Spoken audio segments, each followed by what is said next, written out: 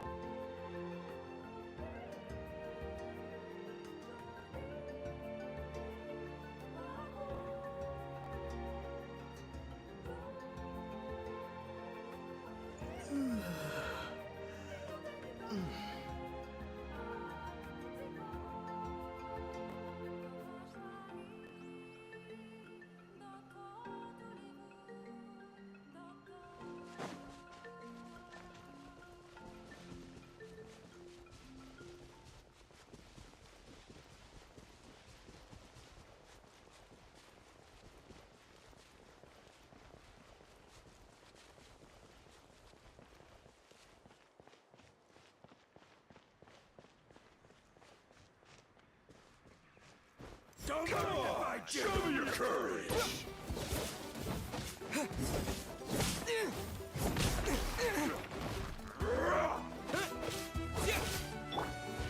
Out of the way or get blown away! Is strong.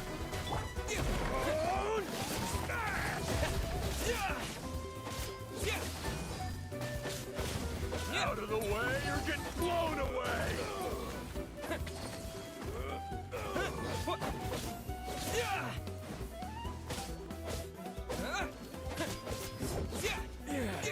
I'm good. Out of the way or get blown away! Out of my way! Leave me alone and don't make any trouble. What a fucker. Let's do this then!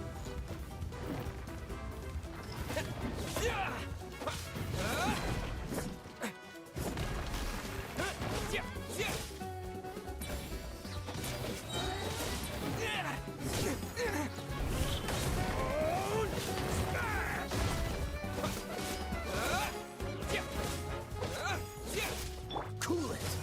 This moment will be frozen. I'll protect us. Dissipate.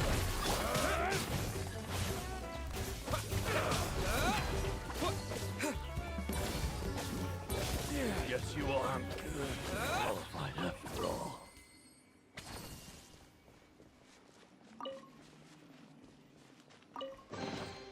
A reward on the road.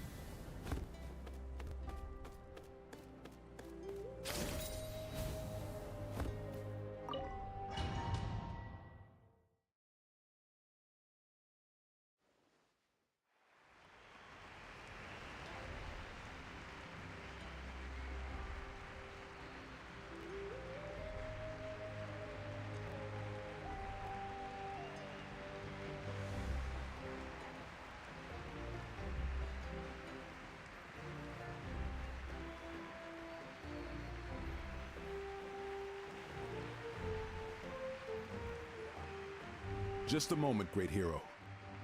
Before you set out on the parade of blessings, Please accept these feathered accessories.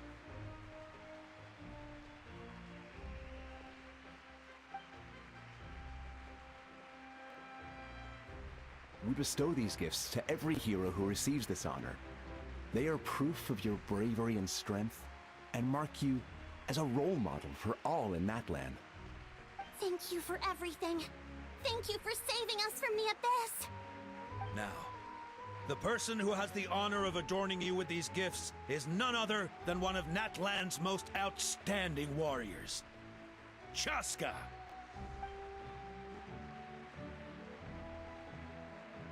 Oh, it's just someone we know. You sound disappointed.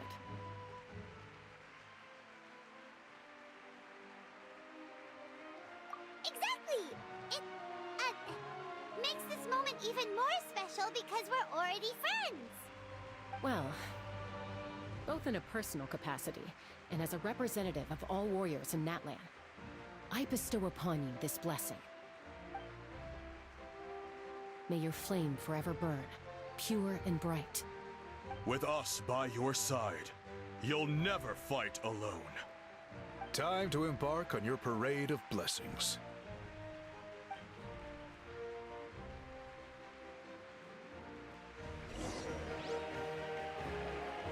Hey, hero! We're here to guide the way. Great hero! Could you look this way for a sec?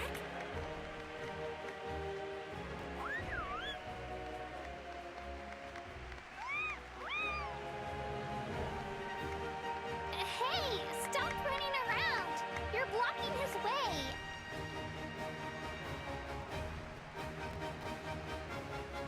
Yeah! Enjoy the parade! Over here! Over here! Quick, take a picture. We can turn it into graffiti. As the sun shines down on our nation. Another victory for Natlan. Can I take a picture of you, please?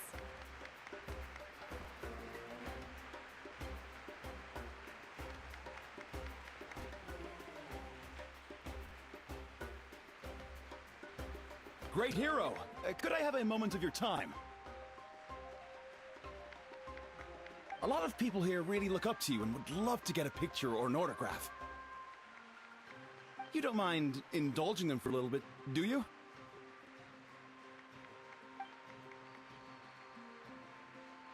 Wow, look at all the people. They must have been waiting here for a long time. That doesn't sound like too much to ask, right, Traveler? That's right.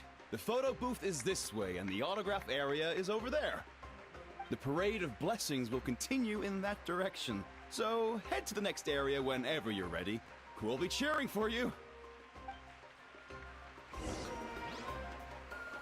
Over here! Over here!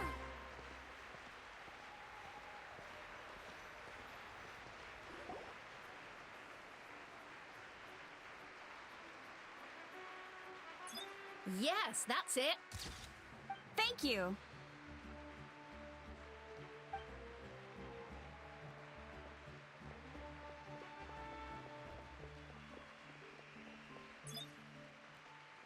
Oh, that pose is perfect. Such a precious memento.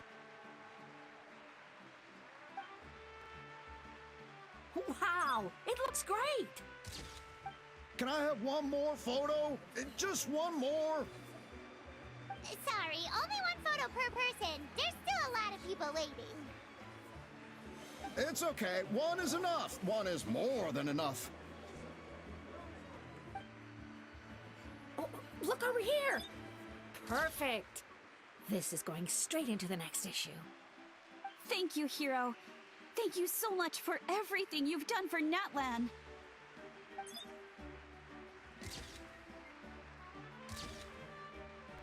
All right, that's all the film. No more pictures, everyone. Huh? Aww. We can't keep our great hero here forever. Thank you for your participation and your understanding, everyone. Wow, everyone's so enthusiastic. I'll bet she can make a small fortune by selling photos of you to people in Natland. All right. It was just a joke. There's a bunch of people waiting for you here, too! Woohoo! The great hero is here!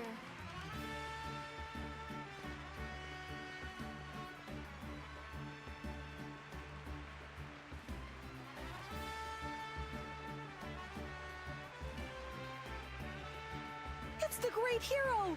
Quick, get ready to take a picture!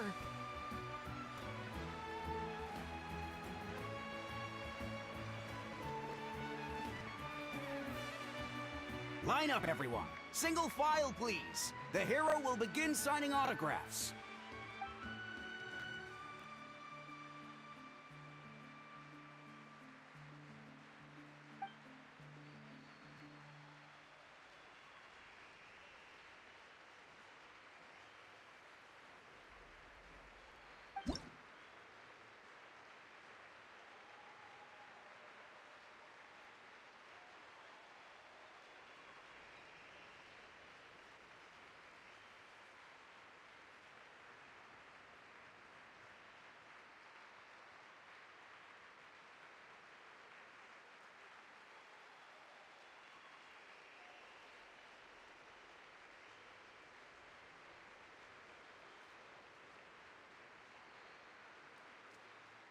Thank you.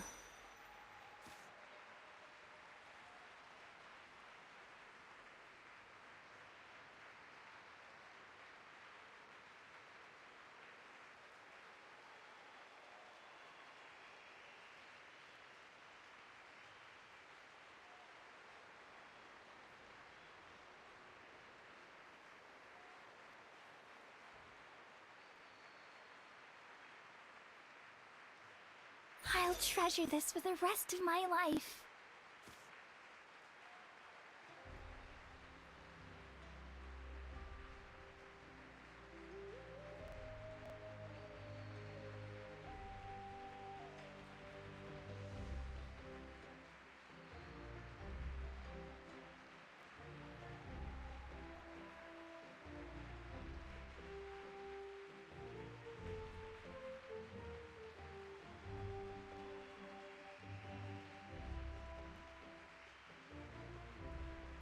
The hero's autograph?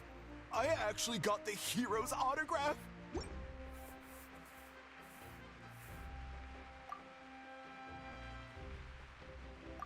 All right, last one. The great hero has a parade to finish. Thank you for taking the time to sign those autographs. We really appreciate it.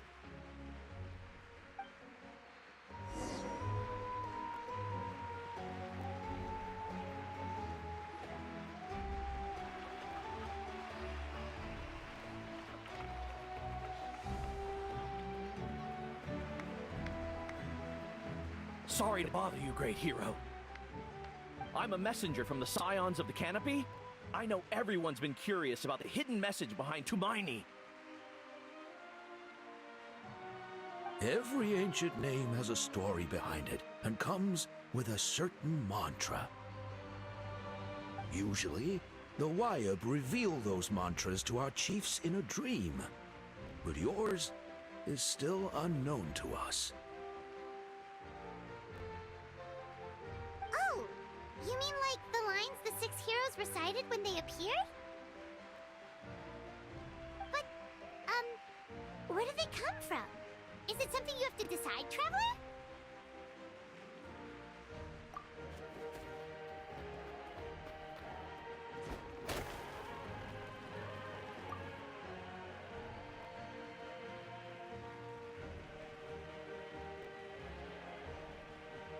Oh! That was beautiful! I've got it all down! That's the final element of your ancient name, right? That means you've been completely accepted by Natland's ley lines! From the Lord of the Night herself? Legendary. Truly legendary. Tumaini! Tumaini! Tumaini!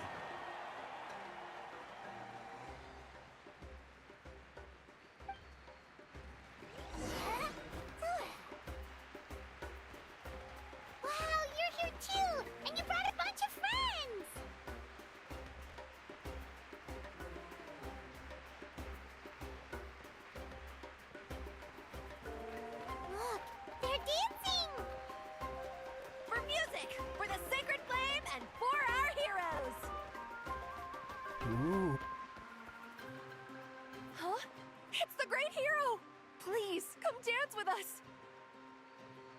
Whoa! What do you think, Traveler? Should we join them? Alright! Paimon's always willing to try something new!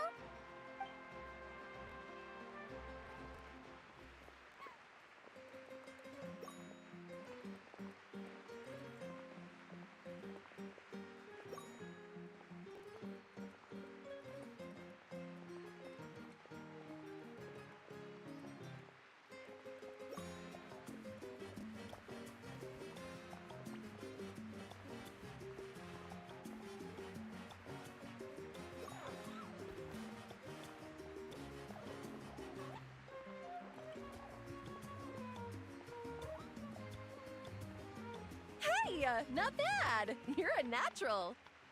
Let's hear it for our hero.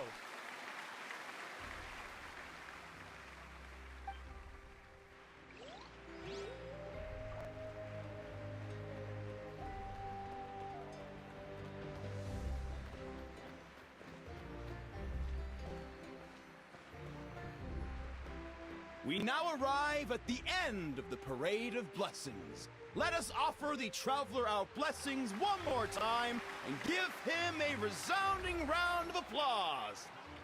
Woohoo! Yeah! All right! Woo! That's a hero's welcome if Paimon ever saw one, Traveler! You deserve it, of course, considering the risk you took. Traveler, Paimon! Finally, I was looking everywhere for you. St. Molly! Why didn't you come to the parade? Never mind that. I have something important to tell you. Come with me. I went to revisit the revelations in my dreams as soon as you came back from battle. But I couldn't fall asleep just anywhere. I needed somewhere private. I didn't want anyone to overhear me sleep talk or watch me contort myself into some weird position. Anyway, that's not the important part. It's about Mawika's death. Her fate hasn't changed at all. What? Didn't you defeat the bad guy behind all this? Does that mean the war isn't over? No. The disaster is over, but my dreams never lie. That's why I came to find you. I need to know what I'm missing. Where is Mawika right now? Did she tell you what she's planning? She said she was going to restore the Night Kingdom. Compared to fighting the Abyss, that should be pretty easy, right? Easy? Not so much. We can't restore the ley lines without the Lord of the Night, and I'm not sure she has enough power to do it on her own. The Lord of the Night is weak right now. She told us that herself, remember? I'll admit, restoring the ley lines is simpler than reconstructing them entirely, but it's still no easy feat. True. If the Lord of the Night could restore the ley lines by herself, all Mawika would need to do is tell her we won. Not even that. The Lord of the Night knows the ley lines better than anyone. I'm sure she knew of your victory before us all. Point being, this matter is far more complicated than the Archon made it out to be. We need to get to the bottom of this. Mawika has accepted her death, remember? For her to let someone else dictate her end, there can only be one possibility. She must think the outcome of her death is worth it. The moment Mawika used the Ruler of Death's power, death was demanded in return. Not necessarily as repayment for her aid, but as a rule. That means Mawika doesn't have to just sacrifice herself to the Ruler of Death. She can still use her death to get something in return. Then, let's get going! Where do you think she went? Could it be where we found the source mechanism? The Lord of the Night should now be able to appear anywhere in Natlan. What we need to know is where the Ruler of Death can be summoned. According to the Lord of the Night, the Ruler of Death is one of the Shining Shades, an extremely elusive figure. Even woven scrolls dating back thousands of years have nearly no mentions of her. Right! Xbalanque created the rules of Natlan by borrowing power from the Ruler of Death. That means he's met her before. Do you know where we can find him? Legend remembers him as a wise ruler, one who left little behind. But there is a place we could check. Ochkanatlan, the ruins we now refer to as Cinder City. It was built on the site of a dragon city and became known as the first city of the Pyro Archon. That's most likely where Xbalanque met the ruler of death. Alright, then to Cinder City it is! Yeah, Paimon's gonna stick with that name. It's not easy to get there, so follow me. I'll take you.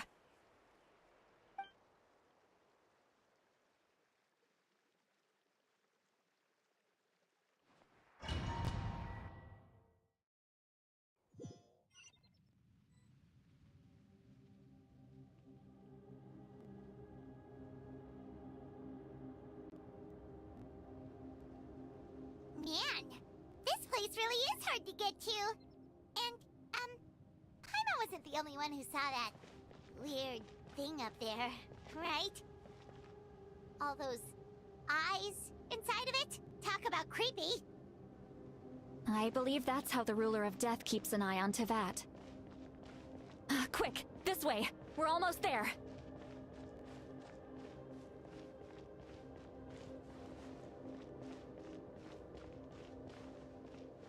Look! It's Mawika!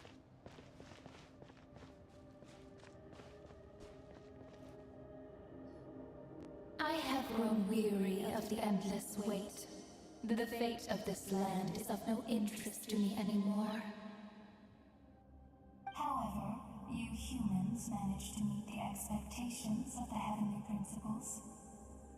For that result, you deserve praise. Moika, as the price for using my power, I shall now bear witness to your death.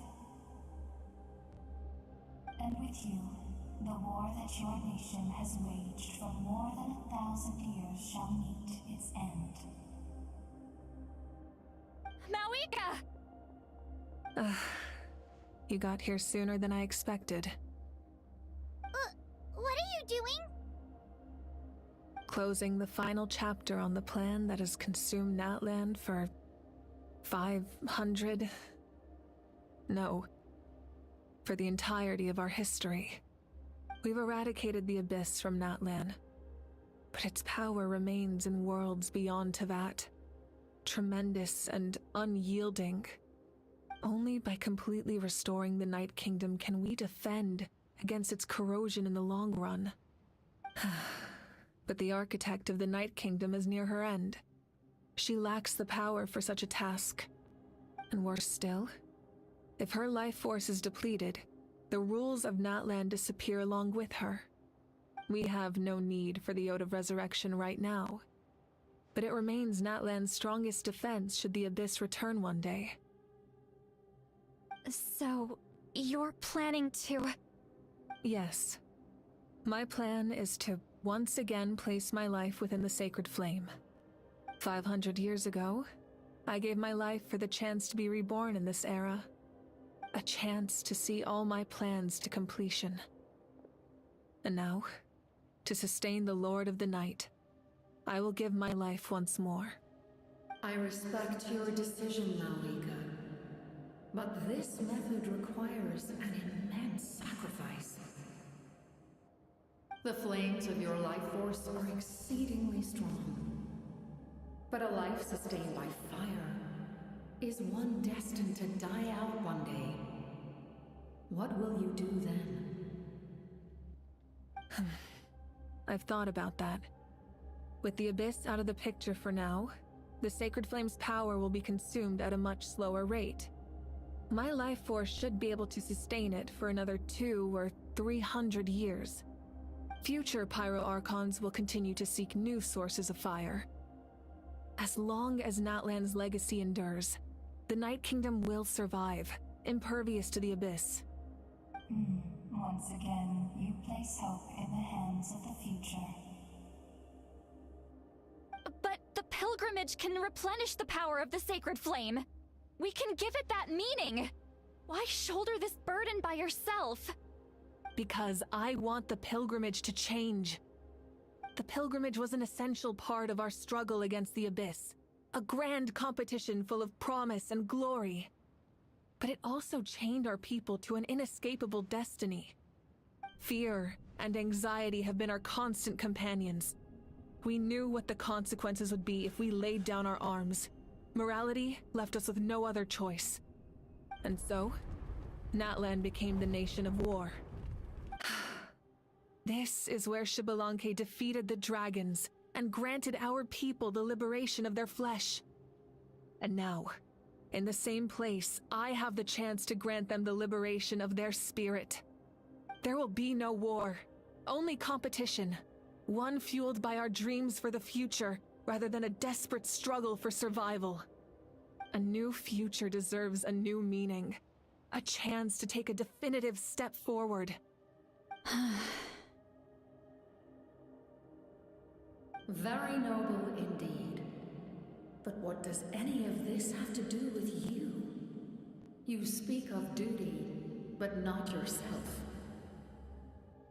In my eyes, Malika, you are not inherently special. A child of Natlan among countless others. Yes, the situation is urgent, and the ley lines must be restored right away. But it is too heavy a burden for you to shoulder alone. That is where we differ, Lord of the Night. You see all humans as the same, but I understand what it means to be a leader. A leader is swift and decisive in the face of reality. Someone capable of making the right choice even when there are no good options on the table. Sacrificing the remainder of my life to help Natlan overcome this crisis. That is the right choice. After all, leadership is built on the trust of ordinary people. Without them, there is no Archon. The people look to their leader to make the world a better place and stand up for them when it counts. For that reason, I must see my duty through to the very end. But what about you, Malika?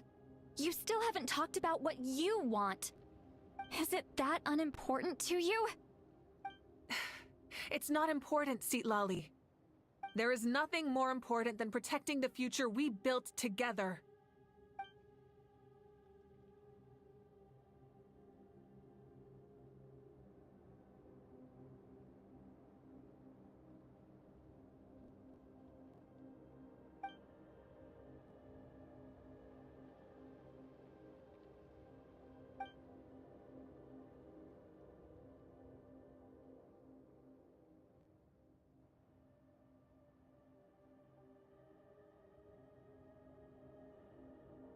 I shall accept Malika's sacrifice for the Lord of the Night as her death, and I will bear witness to the very end. Thus concludes the deal I made with Xbalanque several thousand years ago. Lord of the Night, you may now begin.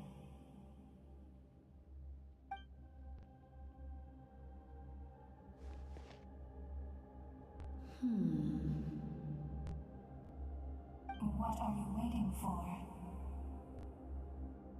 There is another who wishes to take part in the ceremony. And I cannot disregard their intentions. I must wait for them to arrive. Another? I was to bear witness to a death, and now the situation is increasingly tenuous.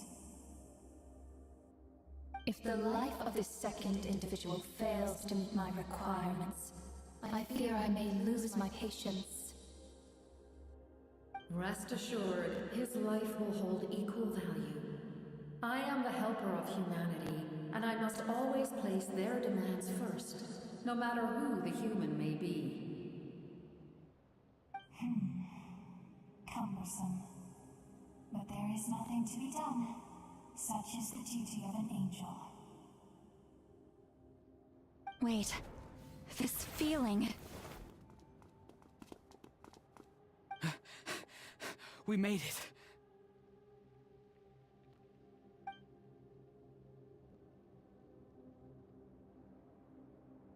Thank you for showing me the way. The captain? The other individual you mentioned. It was him? Indeed. Like you, he carries many lofty ideals. Malwika, I understand how you feel. And if I were an ordinary mortal, I would have no reason to stop you. But like you, I've been waiting for this day for too long, and I can offer a better solution. You created this new future, and you deserve to guide its direction. Your life should not end here. But death is the end I have been trying to reach all along. I have come this far to use my death to open the gates of the ley lines to my people. Your people? That's right. They have been with me for the past 500 years. But how? Carrying that many souls within you? There's no way you could keep your consciousness intact. Besides, you weren't affected by the source mechanism like I was. Do you still remember the voice that you heard? It came from my heart. With the help of technology from Conria, my heart was modified to convert memories and souls from the ley lines into knowledge. As a result, I became extremely sensitive to souls, and developed the ability to sense their presence. Much like yourself. After encountering countless lost souls during the disaster 500 years ago, I forsook the capacity for knowledge granted by the modification, and used my heart as a vessel instead. The lives of my comrades, as well as many Natlanese, have been stored here ever since. And you want to send them home? Yes. The ley lines will not accept them. But by merging my existence with the Lord of the Night, I can become master of the ley lines and change the rules entirely. He expressed this to me, and I agreed. The captain envisions a kinder and fairer set of rules for humanity. In addition, he aims to challenge the authority of the ruler of death. In a word, his goal is revenge.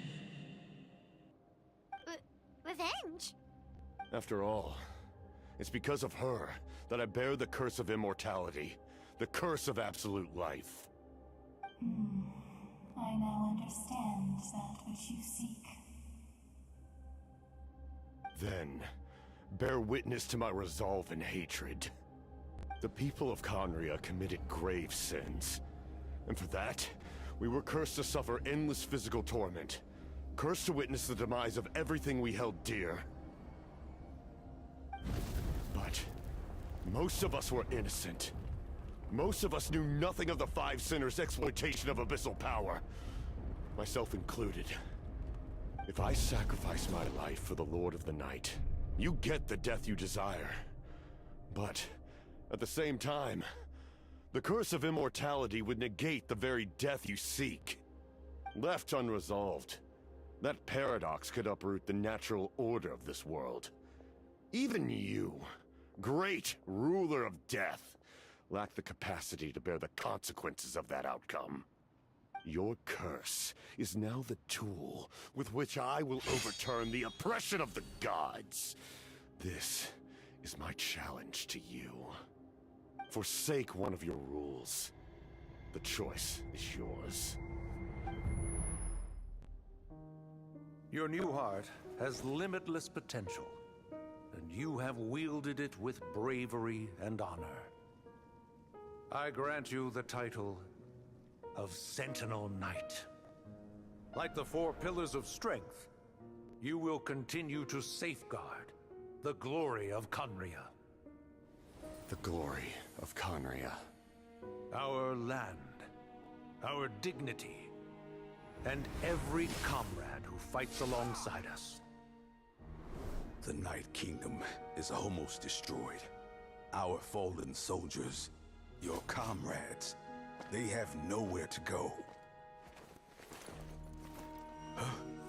What are you doing? Are you taking all their souls with you? You're just an ordinary person.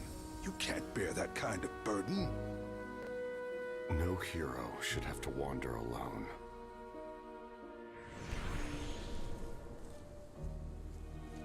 The curse of immortality. Using immortality to fight death. Using my rules against me. Make your choice. Reject your rules. Or allow me to trigger the paradox. The curse of immortality must stand. Use it to fulfill your final wish.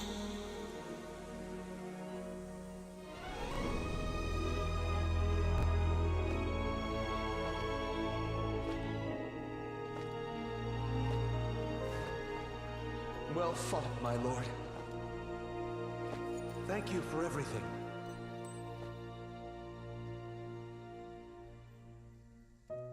This time, let's go together. Yes. Let's go together.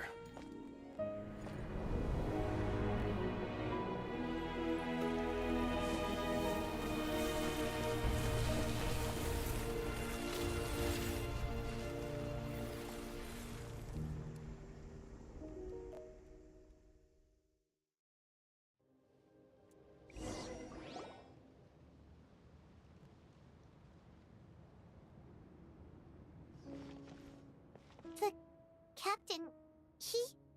The curse of immortality still exists. Does that mean the captain will never move from this place? Lord of the Night, is the captain still with us? There is no need to pursue traces of him.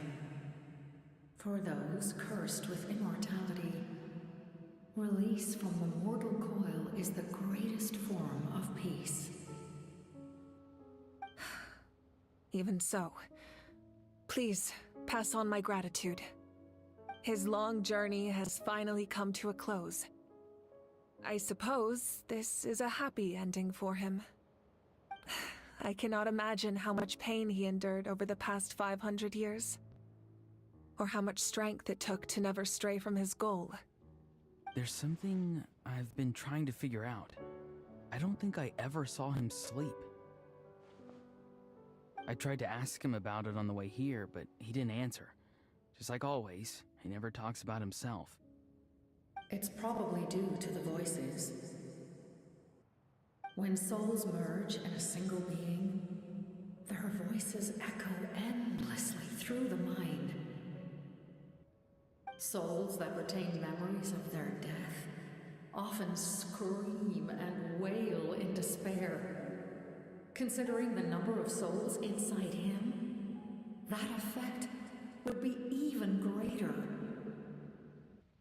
So, over the past 500 years, he didn't sleep? At all? Without experiencing the curse of immortality, we will never truly know his agony. But I can see why his hatred for the ruler of death was so strong. In the end, he used that immortality to his advantage, and granted the Lord of the Night eternal life by fusing his existence with hers. Well fought, Captain. You may wonder why the Night Kingdom, a land of souls, was unable to accept the souls adrift on the surface. The reason lies in the Heavenly Principle's modifications to the ley lines. The original purpose was to help counter the Abyss, and so their stability was paramount. But at one point in time, Natlan's ley lines were decimated. Even after reconstruction, the rules needed for the Ode of Resurrection made it impossible to reconnect the ley lines to other nations. That unique quality is precisely what drew the captain to Natlan. Did he try the same thing in other nations? Yes, but all those attempts ended in failure. He fought to save Natlan not only to defeat the Abyss, but because this is the only land where the souls within him could find salvation. We met not long ago to talk about that very possibility, and I confirmed the feasibility of his plan.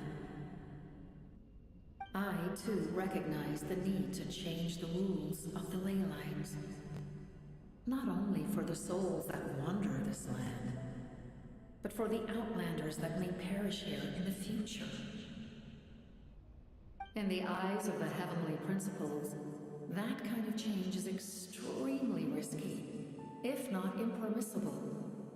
But, as an angel, I have a duty to serve humanity. Such is my mandate. Thank you for everything. Seed Lolly, when I gave you the Pilgrim's Chronicle, I said something rather pessimistic to you. Do you remember? How many years of life are enough? 10? 100? I thought it made no difference. But now, I have the chance to live forever. I am immensely grateful to humanity for this gift, and I am deeply sorry I thought so little of it in the past. You don't need to thank us. You bear a heavy responsibility. Heavy? No. That responsibility is the purpose of my existence. Farewell, humans. Creators of miracles. A new era awaits you. Looks like she returned to the Night Kingdom. So, this was the captain's goal all along.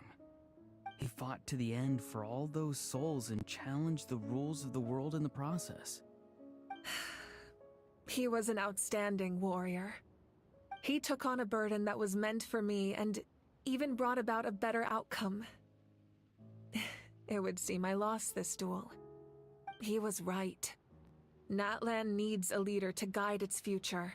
If not a successor, then that responsibility will continue to be mine to bear. But for now, let us pay our final respects to this fallen hero.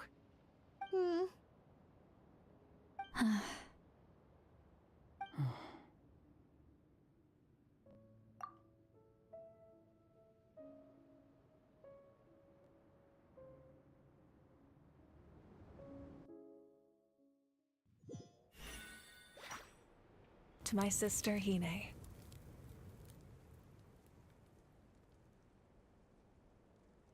I know all that remains in the Night Kingdom is your memory, but I still wanted to write a short letter to tell you about the situation after the war. After countless partings and farewells, Natlan has finally entered an era of peace. The pilgrimage is still a popular tournament, but now its only purpose is to showcase the thrill of competition, rather than select warriors for war. Our cultural legacy is not rooted in our suffering. In this era of peace, Natlan's fire will burn brighter than ever. With the restoration of the Night Kingdom, our people are now free to leave our borders, and many have set their sights on the wonders of Teyvat. I'm sure many exciting and eye-opening adventures await them. And although our battle scars will fade, the stories of our heroes will never be forgotten. When a new you returns to this land one day, I know you'll recognize the significance of this war and all we lost. The land we love has not been destroyed, but grows stronger by the day. I will forever be grateful that I got to see you again. And when the flames deliver this letter to you, I hope you know how much I miss you. I actually got the chance to finish this painting. And not a moment too soon. It's time to bid farewell to all the fallen.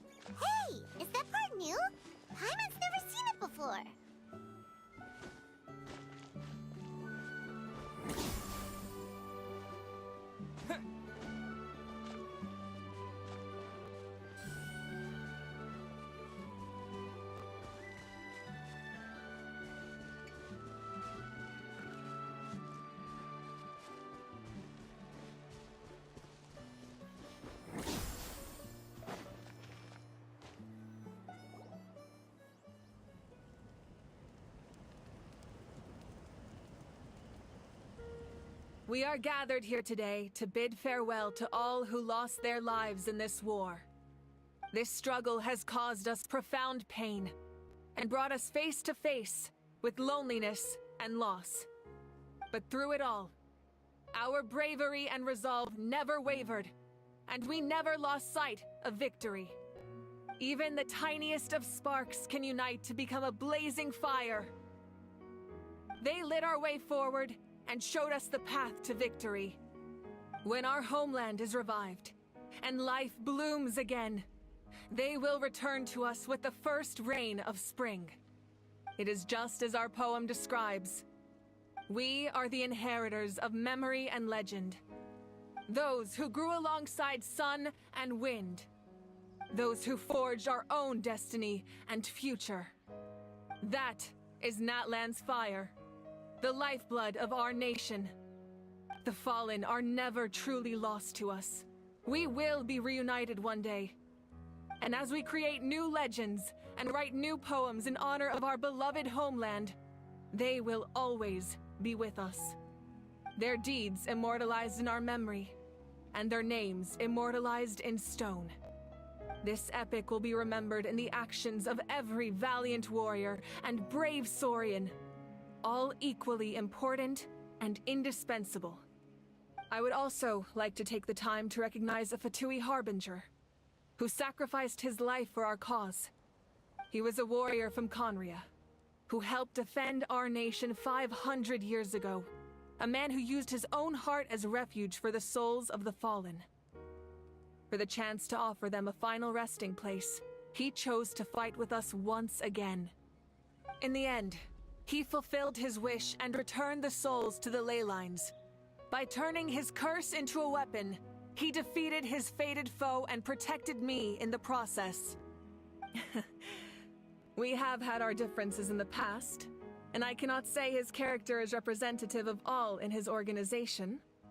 But on this occasion, we honor him as one of our own. In Natlan, all heroes are worthy of celebration.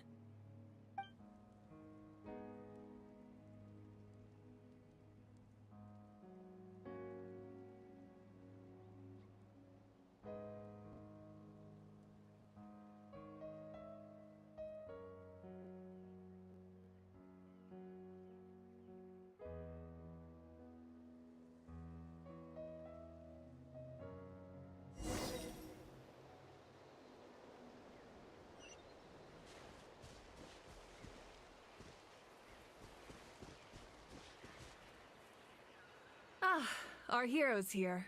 Is there something you want to discuss? The forces of the Abyss have always sought to corrode Teyvat. The ley lines were created by the Heavenly Principles, and it's only with their protection that Teyvat is able to nurture all forms of life.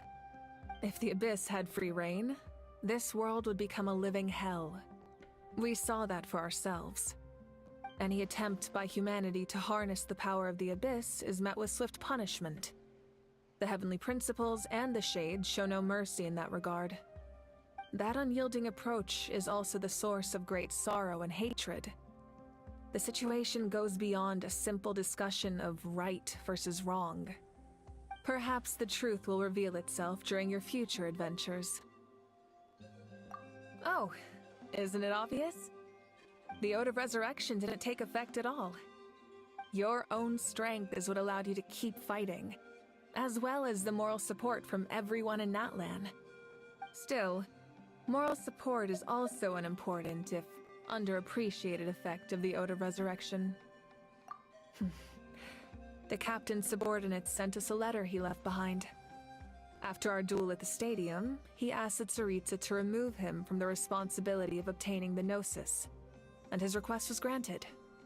The captain respected the outcome of that match, and refused to violate his principles.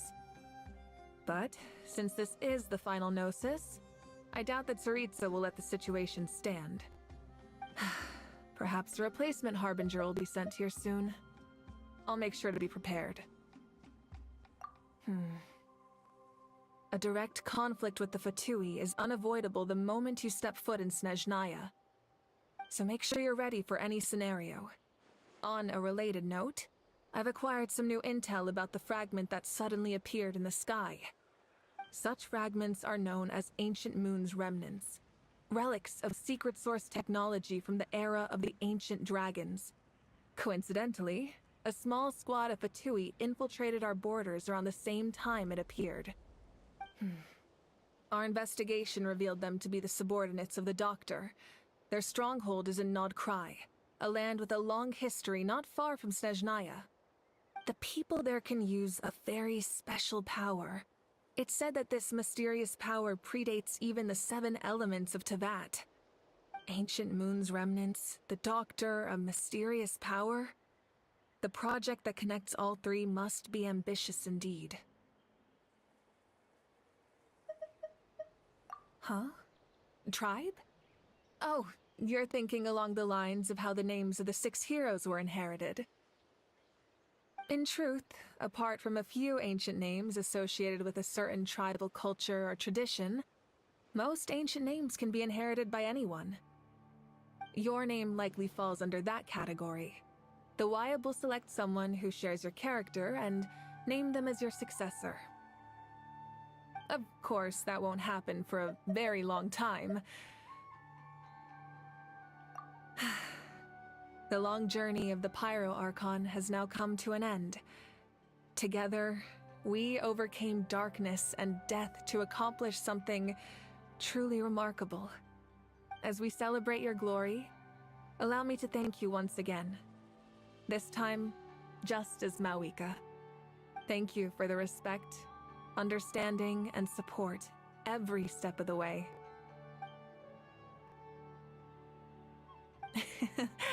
An honor we share. You can keep chatting with your friends nearby. I think I'll stay here for now and watch over them.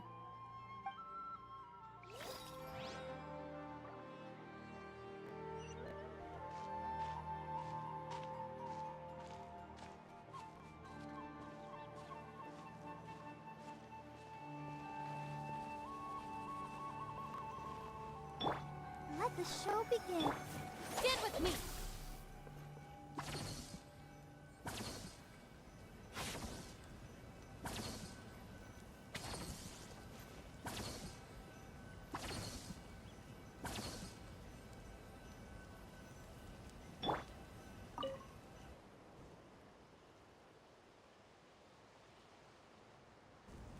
What are you thinking about, Traveler? Oh, the battle, right? Even though we won in the end, it cost a lot to get to this point, huh?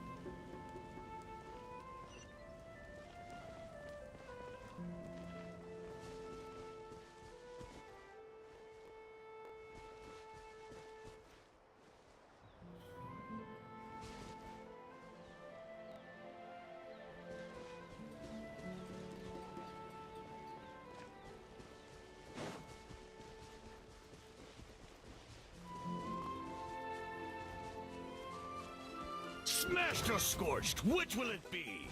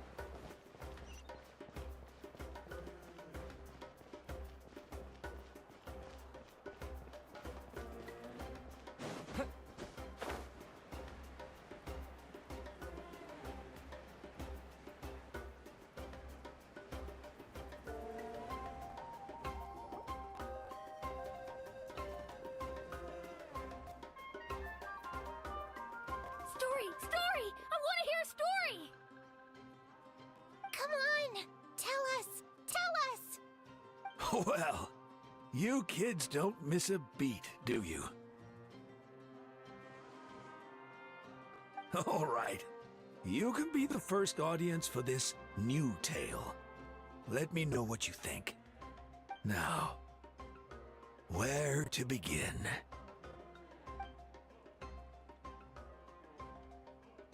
Want to stop and listen to the story? Sounds pretty fun.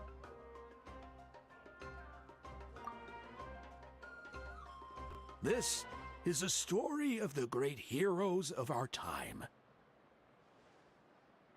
There are 3 great heroes at the center of this tale. The first is an outlander known as the Traveler, a warrior of great strength, completely immune to the power of the Abyss. Most importantly, the Traveler is kind and brave, someone who treasures those around him. You could call him a natural-born hero. Yeah, he's super strong. Tell us more. Hey, just let him finish the story.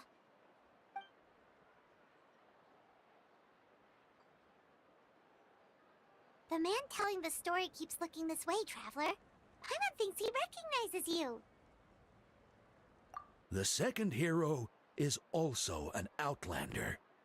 Many years ago, he forged a connection with this land and used his body as a vessel for the souls of his fallen comrades. His goal was to give them a home and, with that, a chance to be reborn into this world. The third hero is none other than our current Archon, Mawika. Not only is she a powerful and respected figure, but she also commands the power of the Ode of Resurrection, which can bring people back from the dead. With the support of 6 heroes from 500 years ago, she united Natlan against a dangerous foe. Now, this story truly begins with the arrival of the Traveler in Natlan.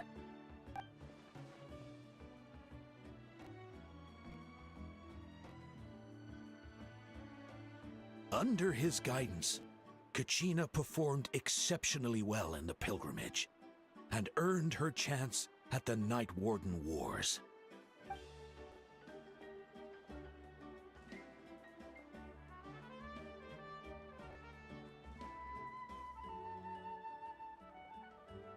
Suddenly, the sky turned dark, the sacred flame went out, and Gasoithoth appeared.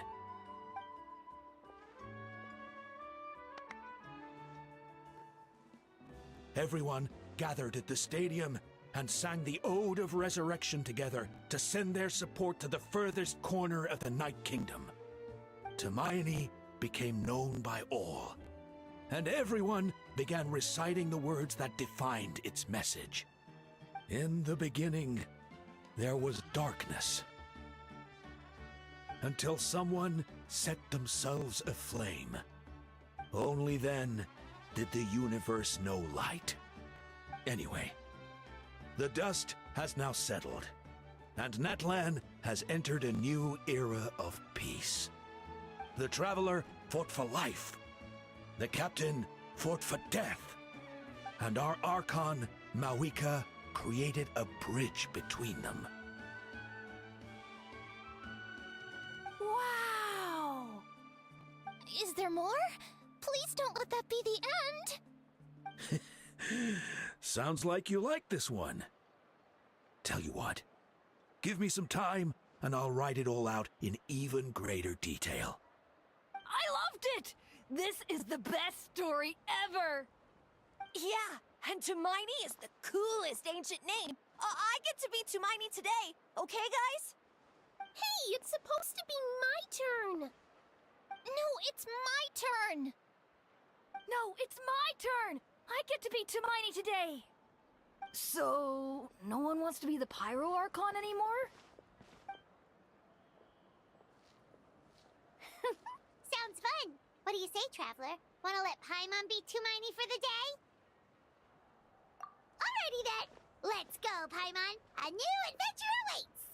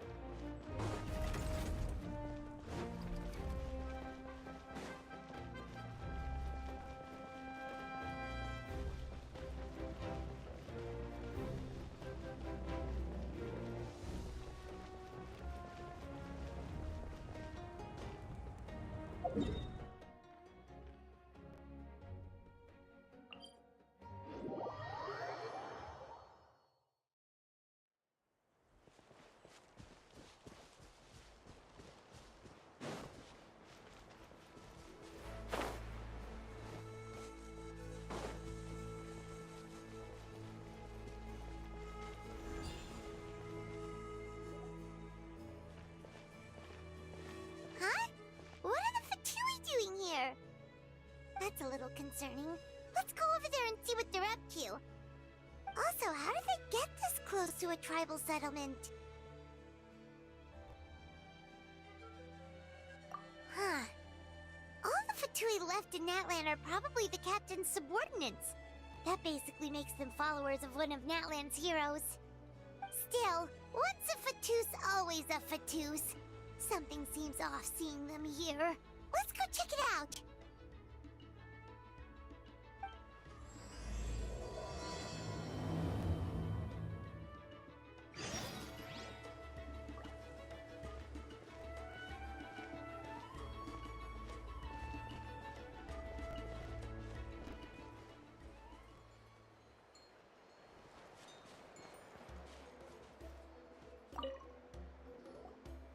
Ahem!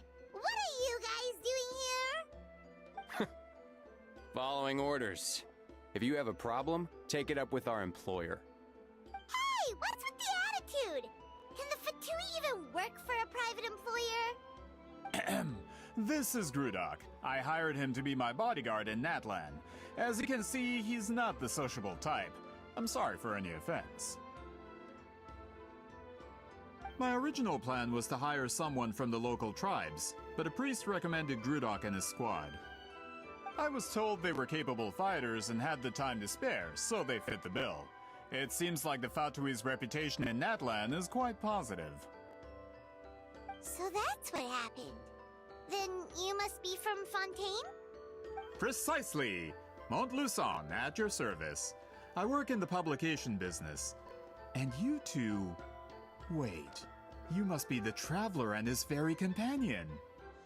Oh, you know us? A golden-haired traveler with a floating companion. There's no mistake. Your exploits in Fontaine have all the makings of a best-selling series. I'd be a failure of a book merchant if I couldn't recognize you. Wow, we're really famous at this point, Traveler. It's truly my lucky day. I know this is sudden, but I was actually looking for you two. You see, I have a favor to ask. So, you chased us all the way to Natlan? That's a little creepy. You'll be generously rewarded, I promise you. Well, at least he got straight to the point. Should we hear what he has to say? All right, we'll hear your request. You know the great shaman Sitlali, right? I need her help with something. Yeah, but the chances of her helping a random stranger just because we asked?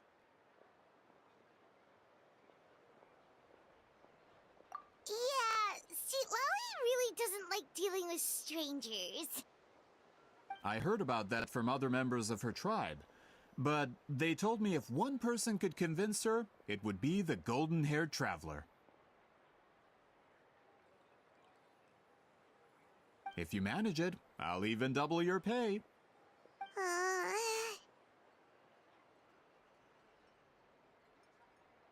Oh yeah, we should definitely get to the bottom of that first. It's kind of a long story, and there's tribal history involved, so you should hear it from an expert. Allier, if you could. Of course. I don't often have an eager audience for this kind of thing. Nice to meet you. The name's Allier. I'm a researcher from the Fontaine Research Institute. Unlike most researchers, I have a keen interest in ancient ruins.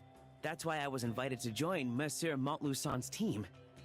Have you heard of the legend of the great shaman Huitzilin? Yes. According to local records, she was a color mystic who lived over 200 years ago, and the most adept in her tribe at using that particular technique. Out of all of her exploits, Her most celebrated is the Battle of Seven Colors. According to legend, the battle was triggered by an Abyss invasion, one of the most brutal in Natlan's history, even from a greater historical perspective. Amazingly, Natlan was able to turn the tide despite being at an extreme disadvantage. The key to victory was none other than a color Huitziline created on the battlefield. The color was extraordinary, illusory in appearance while also seeming to possess physical form. Legend has it that Huitziline used the color to construct a magnificent maze on the battlefield and trap all the enemies inside.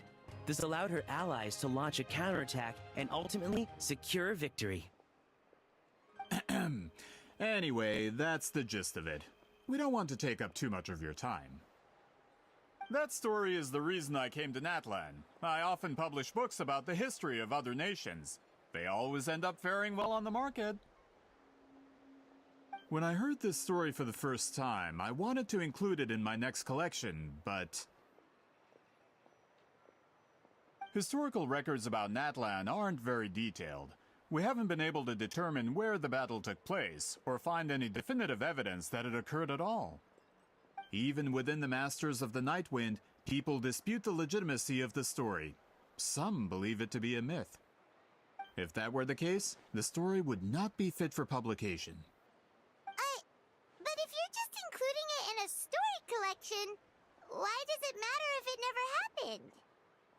Well, you see, the slogan for the collection is Restoring the Truth of History. Naturally, I needed to be factual. That's why I'm here. The Masters of the Nightwind are said to have a tradition of recording past events, so I wanted to consult their records. But I was refused access to the Obsidian Altar. Application after application, and all I received were a few ordinary woven scrolls with nothing to offer. Honestly, I'm just trying to promote their history, and they make such a fuss. According to my research, their scrolls are considered sacred relics in addition to historical records. Naturally, outsiders are rarely granted access.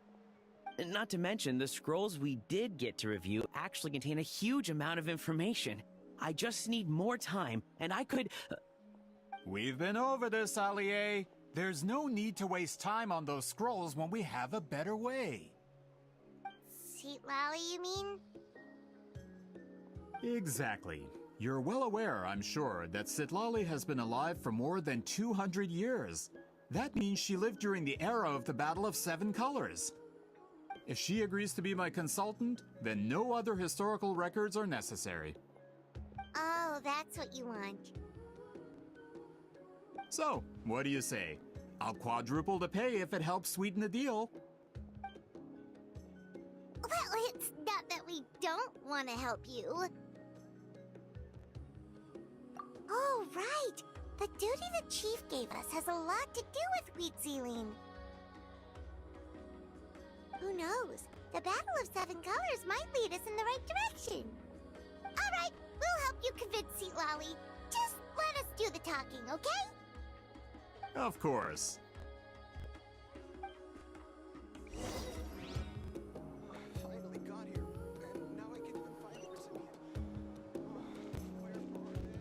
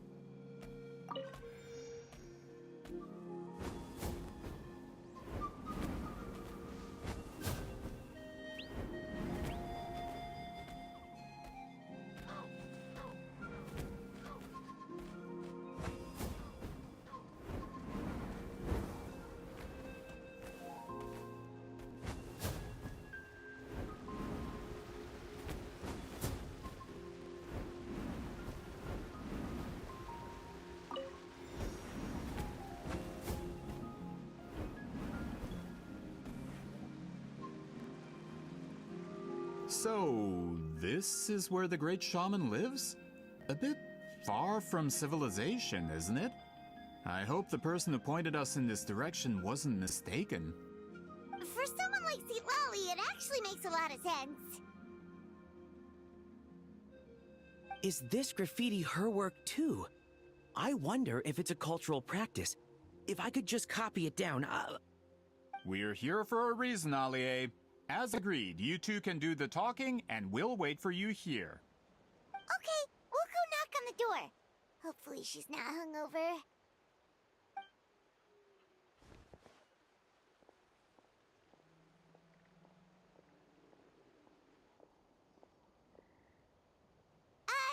Lolly?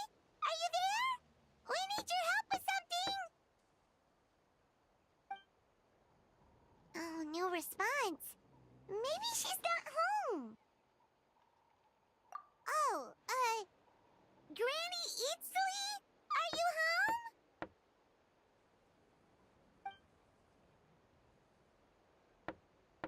home? Hey, kid!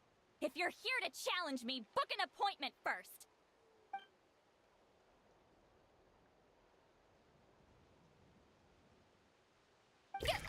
Traveler!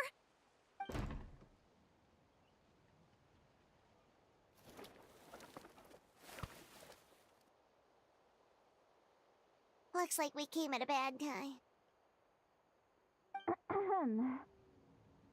Are you still there?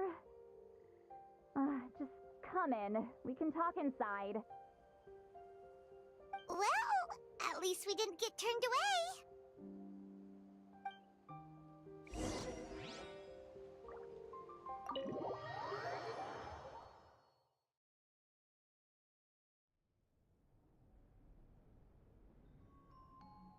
Huh. So this is where Seat Lolly lives. I, didn't have time to fully clean up the place. Complain if you want. Menial housework means nothing to a great shaman like myself. Besides, in light novels, people who keep everything neat and tidy are always too boring to be the protagonists. Also, I'm not a hermit. I'm just above superficial rules of societal etiquette.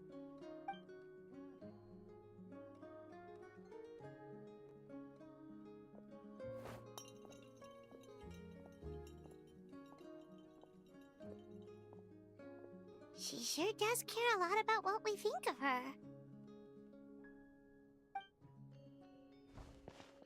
Oh, and that spell I used to transfer my senses to you, you're not still, experiencing the side effects, are you? It's my duty as a great shaman to check that kind of thing. Oh, you mean when we could hear your thoughts? Nope. It's been so long, we don't have to worry about that anymore, right? Then why do I hear the traveler's thoughts in my head? What?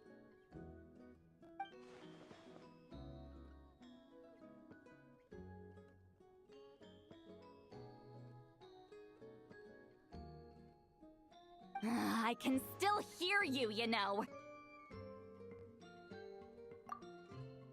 Don't bother. I'll find a way to fix it. First you hear my thoughts, now I'm hearing your thoughts. It was just a simple spell. I use it on you, and now it's on the Fritz. Forget it. Just tell me why you're here. Well, someone asked us to ask you to be their consultant. They have questions about the history of Natlan. So they asked the hero of Natlan to put in a good word? Sounds like they know I don't usually trouble myself with other people's problems. The pay is really good.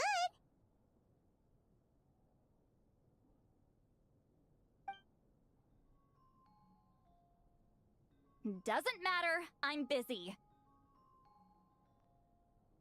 She sure doesn't look busy. Paimon knew this wouldn't get us anywhere.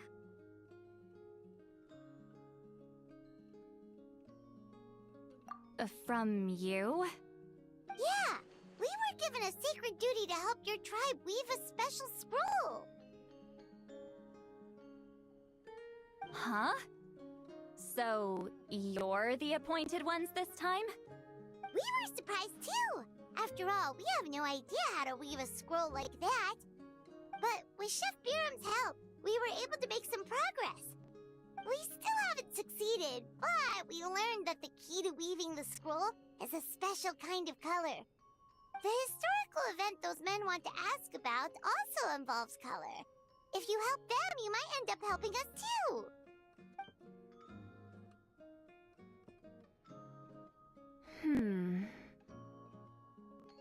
She's giving us that face again. Did Paimon not explain things clearly? I can't decide whether this twist is completely out of the blue or if it was foreshadowed all along. Does that mean you won't help us? I need to think about it. And there's still hope! Hey! What's the holdup? Just give us an answer already. You agreed to let us do the talking!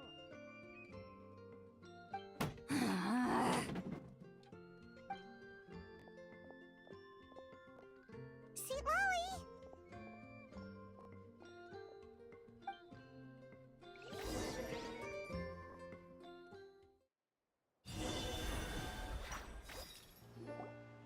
Stand down, Grudok. As your employer, if I tell you to wait, then you wait. Understood.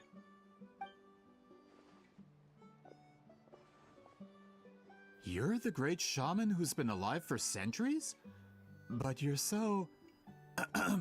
Apologies for the disturbance. Grudok is a recent hire, so difficult to restrain sometimes. He's lucky he didn't force Seat Lolly's hand. Well, since you're here, how about a discussion? Do you have any idea who I am? Did you think Granny Eatsley would be fooled by your little performance? I have no intention of speaking to you. Your recent hire interrupted me right as I was about to make an important decision. Pull a trick like that again, and I'll make your lives a living horror novel, except 10 times worse. That's all I came out here to say. Whoa.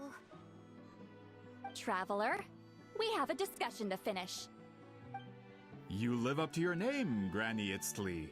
I apologize for the offense. I'm just surprised the Battle of Seven Colors didn't pique your interest. You're investigating the Battle of Seven Colors? Ah, the Traveler didn't get to that part? Yes, I thought the Traveler could help me convince you. But, if I'm not mistaken, you have a personal interest in this matter, don't you? I heard that the great shaman Huitzilin was a friend of yours. You two must have been close. If I can resolve the controversy and prove the battle took place, I'll include it in my next collection. Then, all of Teyvat will learn the truth. With your support, your friend's heroic deeds will once again be known throughout the land. Inspiring, don't you think? If this is really about that duty, then... fine. I'll help you. I'm honored. Save it! I agreed to help the Traveler, not you. You'll just have to leech what you can. Well, at least she agreed to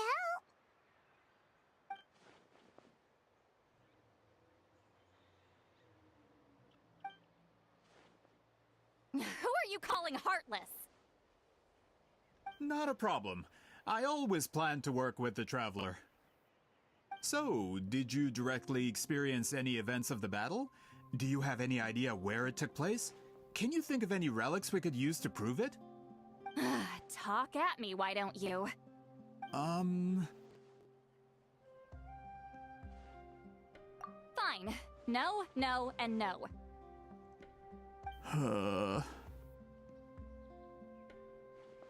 I did live during the same era as her, but that doesn't mean we experienced the same events. I've lived a long time, but I'm not a walking encyclopedia. You decide the angle of your investigation, and I'll provide answers if I'm familiar with the subject. Alright. Even if you didn't witness the battle yourself, you still lived through that era. Your insights are very valuable. Allie, you had an idea about where to start, yes? Oh, well, my plan was to consult the members of the tribe in charge of recording history. Then, let's start there. Traveler, what do you say to officially working together? After all, it appears I can only get Miss Sitlali's help through you.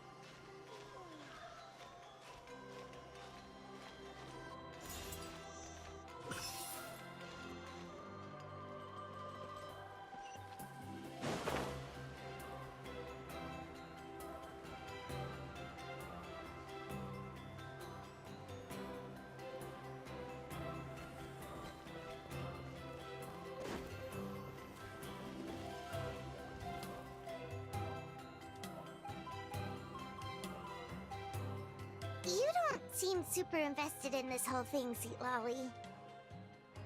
The Battle of Seven Colors is something I've only ever heard about. I know as much as anyone else in my tribe. But how? Weren't you alive when it happened? I wasn't there when it took place, and she never told me about it. That's how. But Molusan said the two of you were close friends. The battle was legendary. Why wouldn't Huitziling tell you about it? Close friends? More like arch rivals. Something Montlusan would know if he actually did his research. Did you see the graffiti outside my house? That's not my doing. All students from Huitziling's School of Shamanism must pass an extremely difficult trial before graduation, defeating me in battle. Those graffiti drawings are how they challenge me. Of course, none of them ever succeeded. So, after Huitziling's death, her students had no choice but to modify the requirement. Instead of defeating me, all they have to do now is last long enough. As my rival, Huitziling only had one achievement that surpassed my own. And that was the Battle of Seven Colors. I can only assume she had some kind of secret technique at her disposal. It makes perfect sense that she kept it from me. I'm a fast learner. Telling me about the technique is no different than handing it to me on a silver platter. As if she would give away her one advantage. Oh, that makes sense. Anyway, all of that is secondary. Like I said, I'm only here to help you fulfill your duty.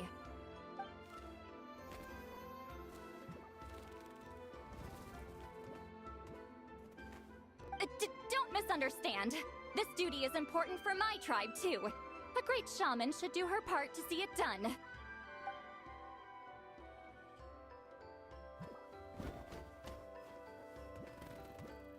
Excuse you? I fail to see what housekeeping has to do with my duty as a shaman.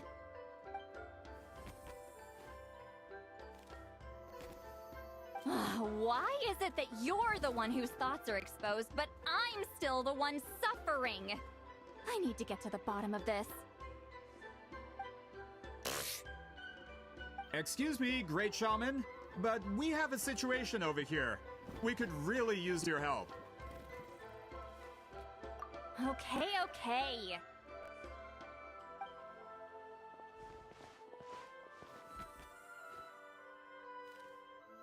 Of course the Battle of Seven Colors happened. The woven scroll proves it. Wheat Ceiling used a mysterious color to construct a maze and trap the enemies inside. That's just your interpretation. There's more than one way to understand that scroll. Besides, constructing a maze out of color is ridiculous. Wheat Ceiling was one of the most powerful shamans of her time. She definitely could have pulled it off. That's the biggest problem. She had students. Why not pass it down? A technique that powerful? And no shaman since has ever used it? Her students are keeping it a secret, of course. If you knew a technique like that, you'd be a fool to show it to just anyone.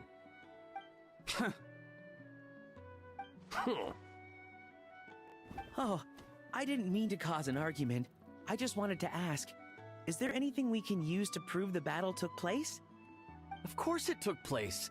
Why would you need to prove it? You'll have to excuse him. Some people in our tribe insist on clinging to outdated views of history. I'd give up now if I were you. It only gets more ridiculous from here. Please don't fight. Wow, so the battle really is controversial. Am I the outdated one? Kids these days can't find anything better to argue about? These arguments are precisely why I hesitate to include this story in my collection. Neither side was able to offer anything useful. What should we do?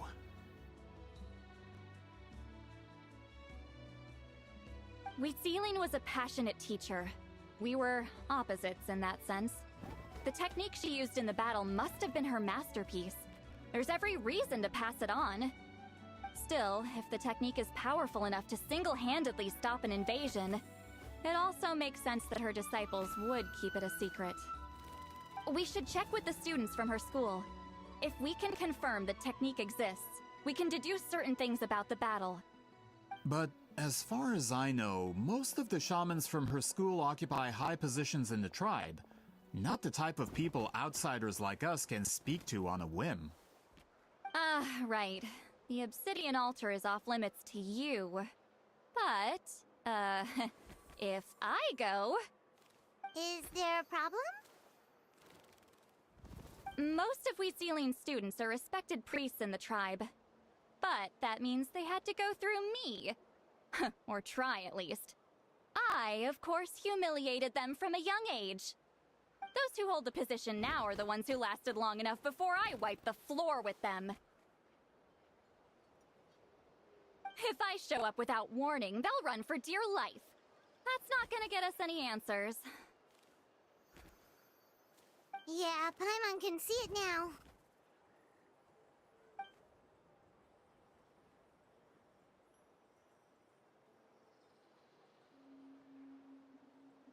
Hey, don't jump to conclusions. That was just a metaphor. Only you have the guts to joke like that with me, Traveler. Fine, I said I'd help, so I'll help. But don't blame me if it goes wrong. Alright,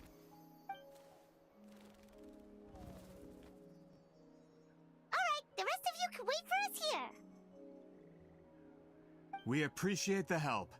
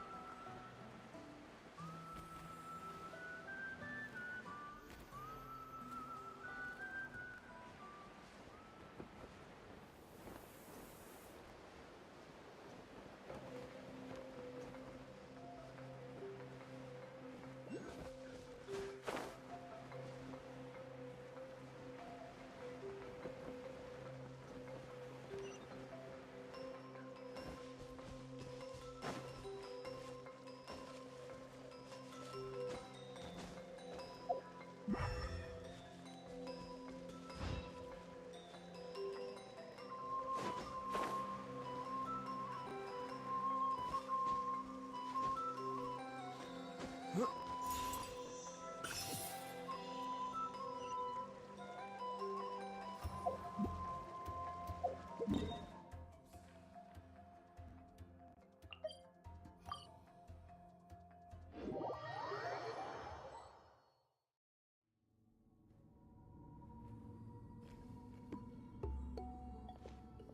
are you in the middle of a ceremony? Granny Eatsley?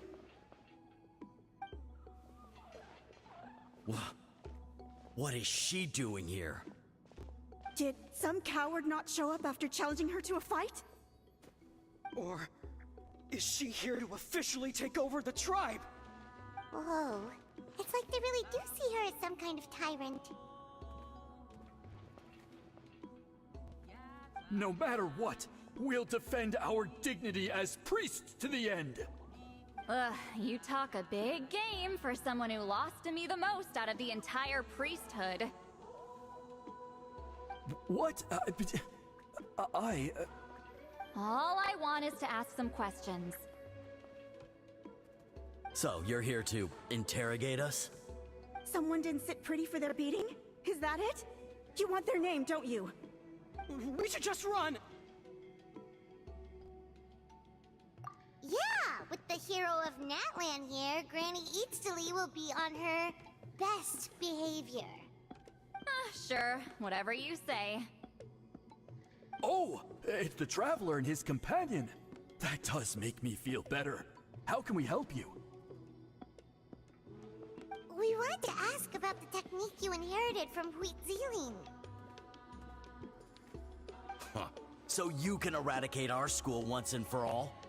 Disciples of our school have challenged her year after year, just as our master instructed. Sounds like she's finally had enough. Well, you're not wrong. If we want to protect our legacy, one of us needs to run. Not this again. Just how much did you traumatize them, Seatlally?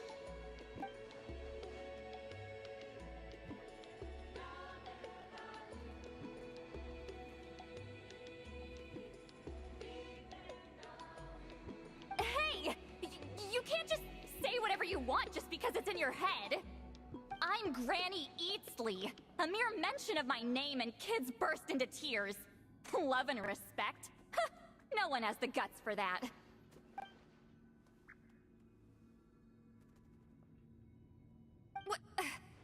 You know what? Forget about your duty. We really need to fix this mind-reading situation. Sorry to disappoint, but if you're here to question whether we're qualified to inherit our master's legacy, we're not going down without a fight. We're not getting anywhere. What should we do, Traveler?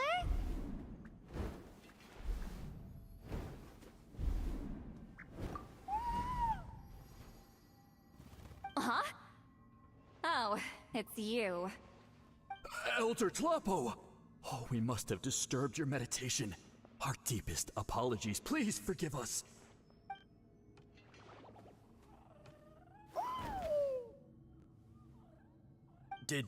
Did Elder Tlapo just issue a declaration? From what I can tell, in a single word, the message was... friend? Is Elder Tlapo telling us to treat Granny Eatsley as a friend? That's not possible, is it?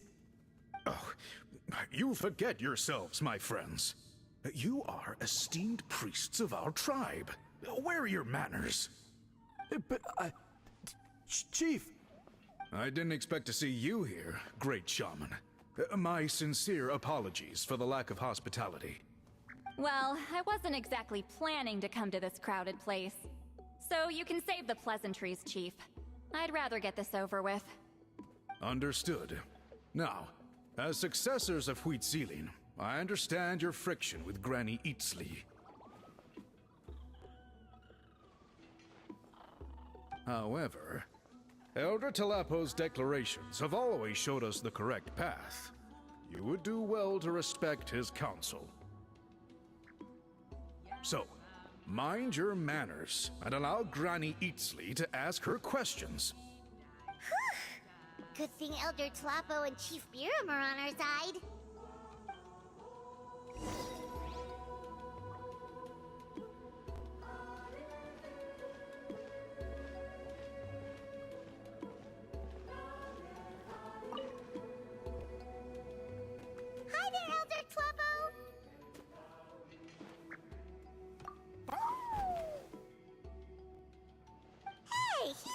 pretty happy to see us?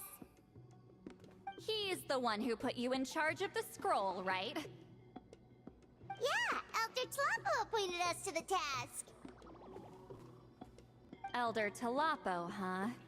He's still Claw to me.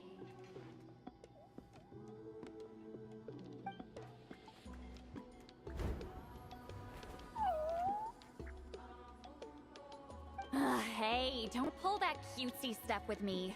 You're an Iktomisaur Elder now. You occupy an eminent and important position within the tribe. So, you already know each other? Claw was only this big when we first met. He was Wheatsealing's Saurian companion back then. She kept dragging him to my place, so over time, we got to know each other. She only came to my place to fight me. But at the same time, she always claimed to be my friend. She was the only one who dared to try, at least. Well, you've lived a long time. You've probably made a bunch of friends over the years, right? The more time you have, the more friends you lose. Oh, Anyway, let's get back to business. I hate talking about the past.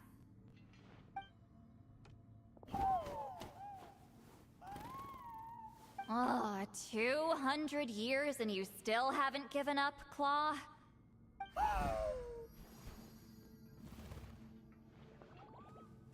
I still haven't made up my mind, so you should head back. Traveler, Paimon, let's go.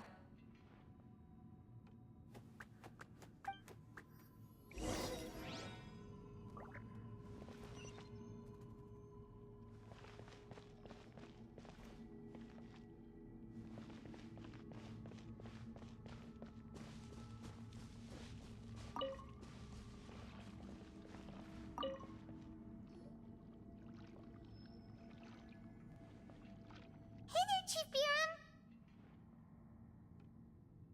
Oh, wait. We haven't reached out since the last time we failed the task, huh?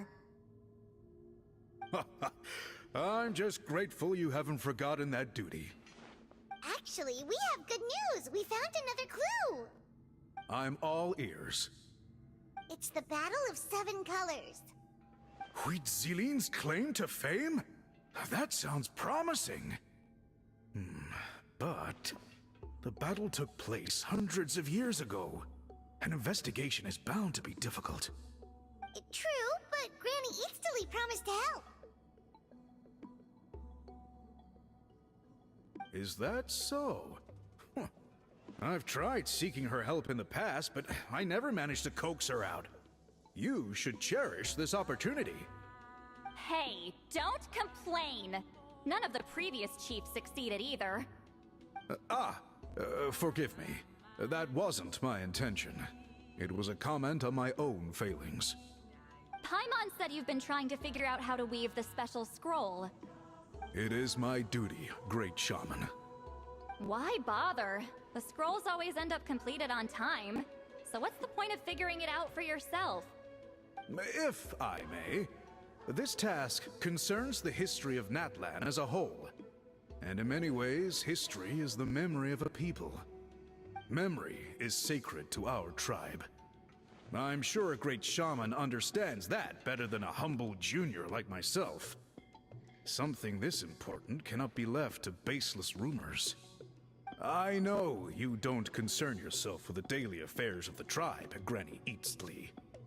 Even so, as a priestess, I trust you wouldn't leave something like that to chance. I get your point.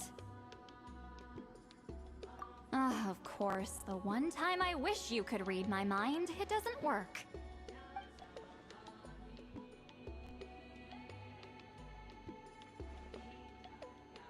No, that's not it. Huh?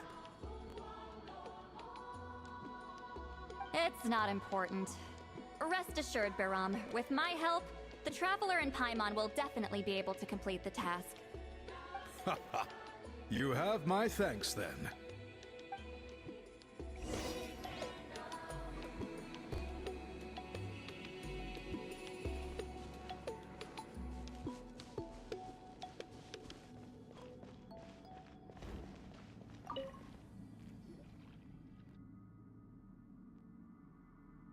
Huh.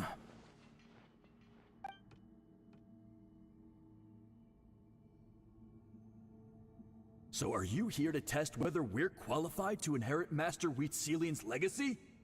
You've already been tested, haven't you? Well, frankly speaking, I don't think any of you are qualified. But that's not why I'm here. All you need to do is be good and answer my questions. Fine. Ask away. You've heard of the Battle of Seven Colors, right? Of course.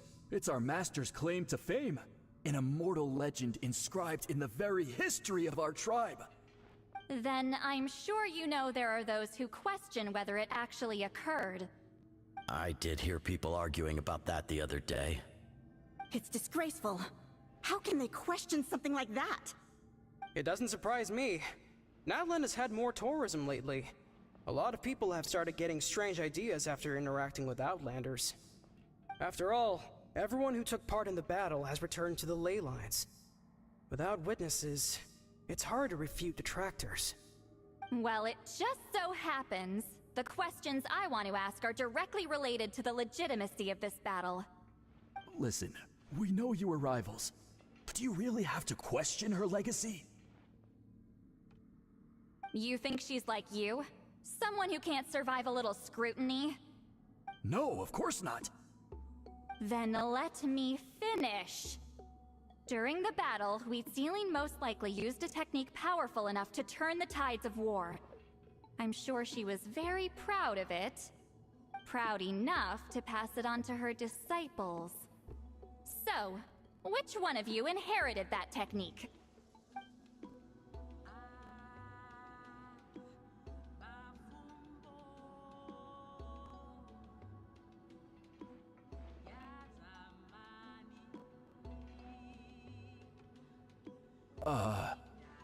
I don't think any of us have heard of it. Listen, I'm not trying to take it for myself, so be honest. With or without it, I can wipe the floor with any of you. Yeah, no objections there. But I'm telling the truth. None of us have ever heard of that technique. What's wrong with her? Why would she let it go extinct? Master's body of work is massive. No one student could hope to learn all her techniques. Mastering just a few already takes a lot of effort. Master had no choice but to recruit many students, split up what she knew into different portions, and pass it down through various individuals. So even though we see ourselves as representatives of Wheatselian's school of shamanism, what we know isn't the sum of her legacy. Actually, I know of a shaman family that inherited some of Master's techniques. The family fell on hard times and lost the right to the priesthood. Still could be worth a shot. But if they inherited Wheatsealing's secret technique, shouldn't the family be thriving? Well, it's the only thing I can think of. All right, give me their address. I'll mark it out on your map. To be honest, I'm not optimistic about the future of this investigation. That's because the request came from you. You don't know the power of your own words, do you?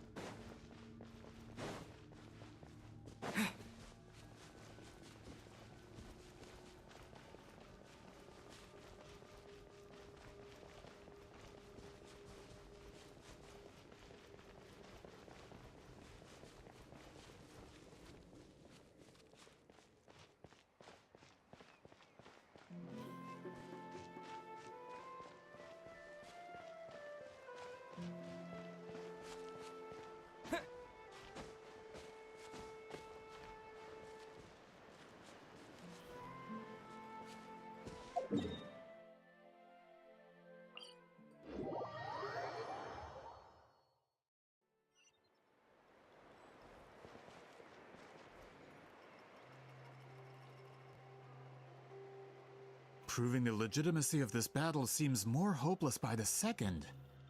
Nothing we can do about that. Well, even if our investigation ultimately proves the legend to be false, that's still a worthwhile result. Although I'm here for business purposes, I have a personal interest in this as well. I'm drawn to matters of historical truth. That's exactly why I chose to follow you, Monsieur Montluçon. Listen, I'm just updating you on the situation, not asking for your opinion. I don't really care whether you continue your investigation. And Traveler, you came to me for help with your scroll weaving duty, right? You thought looking into the Battle of Seven Colors could give you answers. That's understandable. But based on our progress, I'd say this is a dead end. Instead of wasting time, you might consider taking a different approach. I'll try to think of another way to help you. Respected traveler, let's not forget about the compensation I promised. You shall have it in full. Extra, if that's what it takes. What makes you say that? Yeah, based on what you've told us so far, it kinda seems like there's unresolved tension between you two. You think so? She claimed to be your friend, but picked fights with you non-stop, and never told you about her biggest accomplishment. By figuring out the truth behind the battle, maybe we can finally help you get closure. Closure? I'd say we're 200 years too late. But fine, if you want to keep investigating, be my guest. Ah, that's wonderful news. Alright, let's go visit the Shaman family!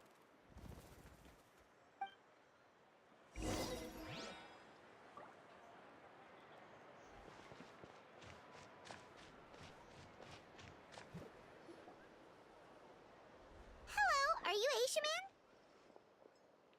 Yep, that's me. Huh? Granny Eastly? Get up! In a crowded market like this, the only person who should be trying to hide is me. My apologies. Ever since my grandfather's generation, the shamans of my family have given up on passing your trial, Granny Eastly. Have we offended you in some other capacity? Man, this is generational trauma at this point! Whenever I misbehaved as a kid, Grandpa would tell me about the thrashing he received from Granny Eastly. I still get nightmares about it sometimes.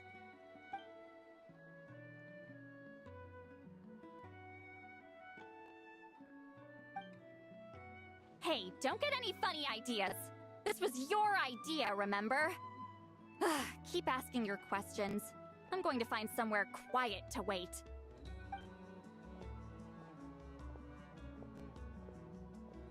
Okay, so your family studied under Wheat Ceiling, right? Yes, although that pretty much ended with my grandfather's generation, unfortunately. The techniques my family learned from Wheat Ceiling didn't have much practical use in terms of tribal affairs, so during my grandfather's time, we quit the priesthood. Turns out, shaman techniques aren't that useful outside the priesthood either. So over time, we abandoned them altogether. Of course, it's possible that we were just too foolish to understand the true power of those teachings.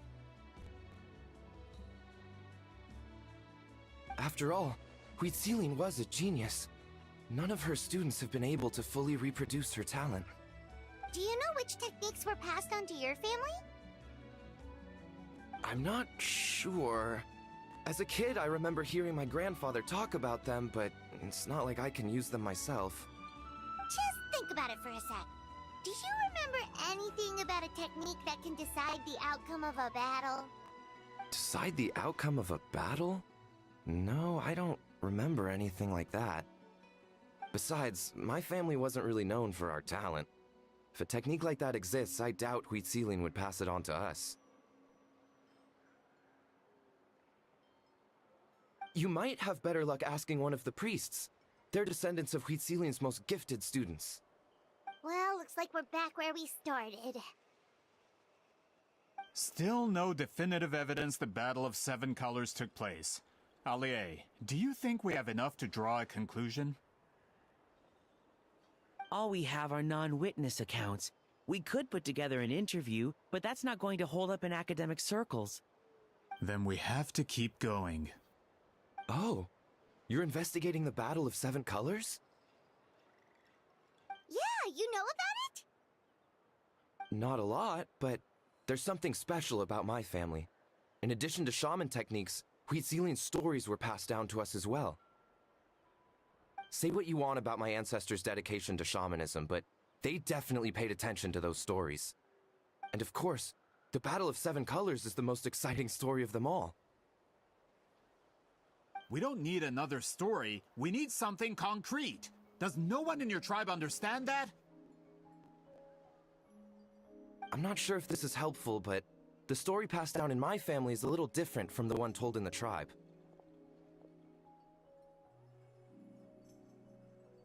Really? Well, it's Huitzilian's personal account of the event, so it's a lot more detailed.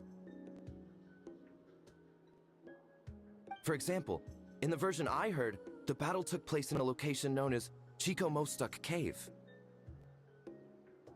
That means you can tell us where to find it. Have you ever been to this place?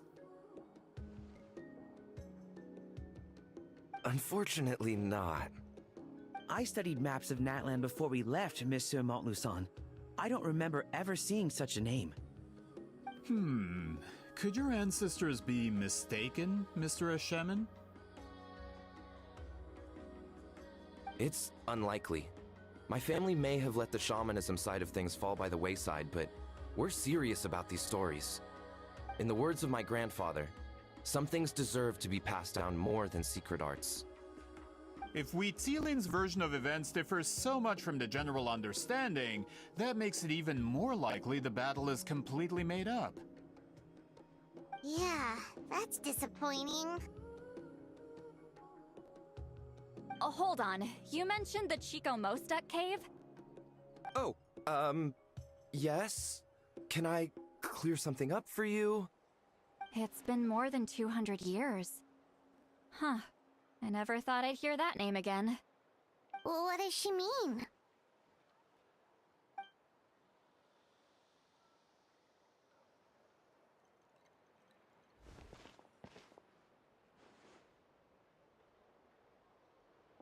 That location is now known as the Valley of Fog.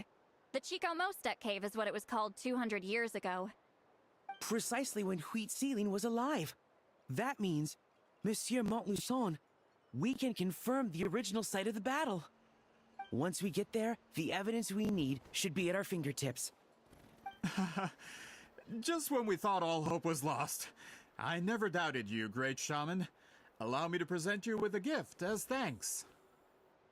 Ah, save it. Flattery won't get you anywhere with me. Wait, Mr. Montluçon works in publishing. You're a huge fan of light novels, right, Sweet Lolly? Maybe he could get you some that are out of print. Really? Out of print, huh? Sure. Do you have any in mind? Well, if we're talking collectibles, then the first edition of Shogun Almighty Reborn as Raiden with Unlimited Power is a must. It's the first major hit of the isekai genre. Several editions have gone to print, but copies of the first edition are exceedingly rare and valuable. I see. There's also its sister work, Pretty Please Kitsune Guji. It was Yae Publishing House's attempt at gauging the new market trends. It's opened the door to a new genre after readers grew tired of isekais. The sales speak for themselves. Actually, Yae Publishing House released a limited edition not too long ago, but it's almost impossible to get. Anyway, I'll take those two. Sorry, I'm not sure I caught all that. What were the titles again? Reborn as Kitsune Guji? These two titles are among the most successful and well-known works in the entire industry. You're telling me, as someone who works in publishing, you've never heard of them? I'm a merchant from Fontaine, after all. Regarding this particular genre from Inazuma, I'm afraid I lack your level of expertise. Huh. Amateur.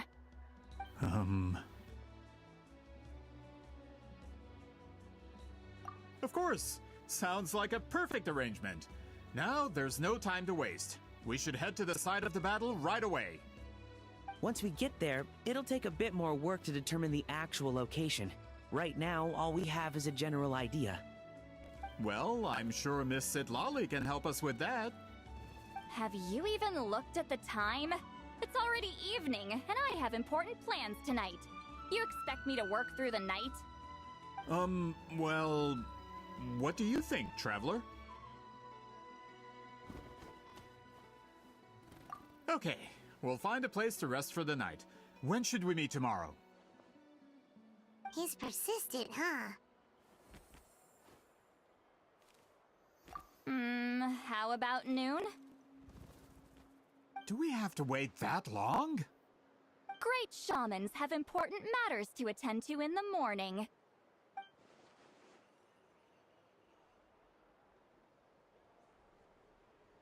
That's only because I have important tasks to complete at night.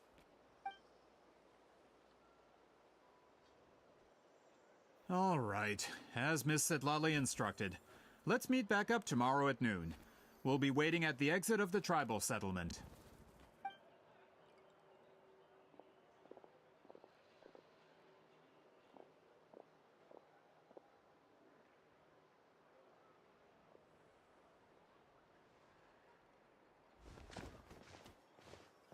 Sorry, I just wanted to ask, is Granny Eatsley satisfied with my answer? Yeah, of course. You really helped us out. Oh, good. I'm glad I didn't offend her somehow. You're really that scared of her? To be honest, Granny Eatsley almost never interacts with ordinary tribespeople like us. Everything we know about her comes from rumors. She's a powerful shaman who's lived for over 200 years. As a great hero, you're probably the only one who isn't intimidated by her.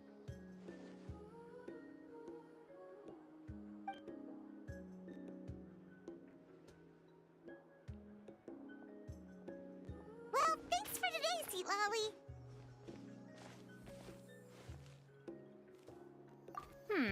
That's quite considerate of you. All right, let's grab a few drinks. Just like last time. Wait, didn't you say you had important plans tonight? What did you think I meant? Does that mean you've gone drinking every night for the past 200 years? Now Paimon's worried about your health. No, I've had enough socializing for one day. I know somewhere quiet. We can just buy some drinks and head over.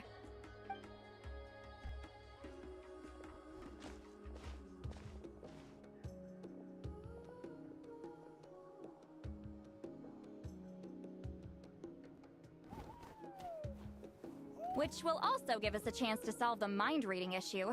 Considering the necessary spell work, I'd rather do it in private.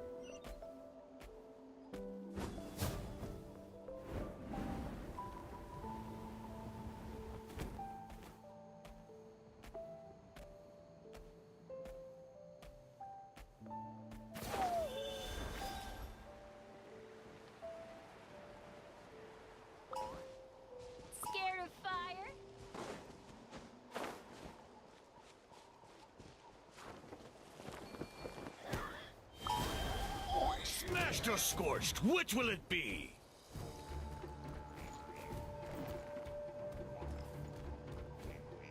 Come on, show me your crew.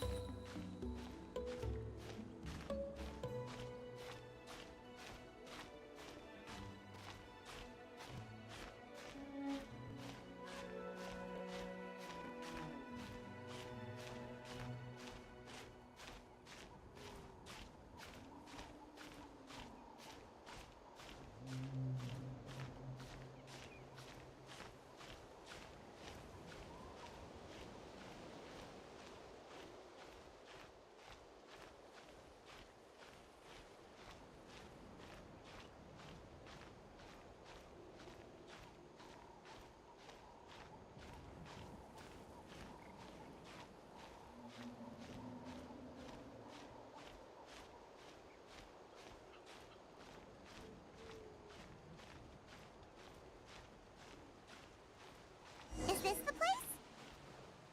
No, further up. Further up?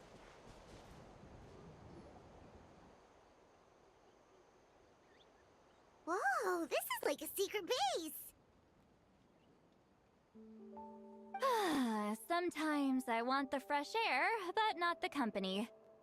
So I come here. Let's see if my stash is still here. Ah, great! The halberd crest birds didn't eat my snacks.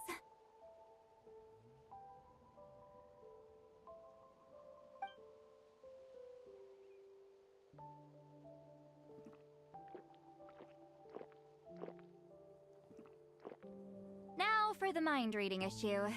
Give me your hand. It might take a little longer, actually. I just need to share my senses, make a clean break.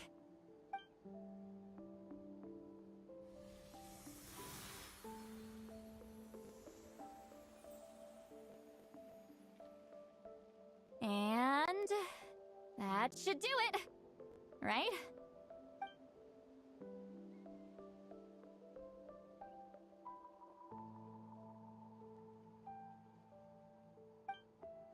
You're not wrong. Hold on. Why do I still hear you in my head? Oh, did I not separate our senses completely? Maybe using my palm isn't enough? Close your eyes.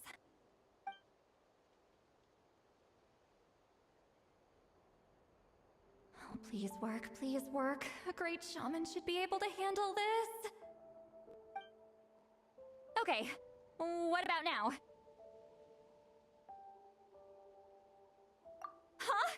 And now? Huh. Whenever I try to remove the effect, it just flips direction and gets worse.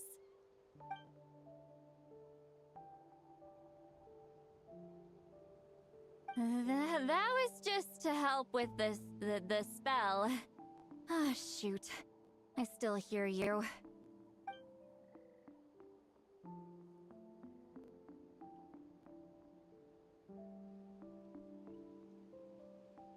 For a human soul, to lose the boundaries of the mind is to drown in the sea of consciousness without a concept of self. Wait, that sounds bad.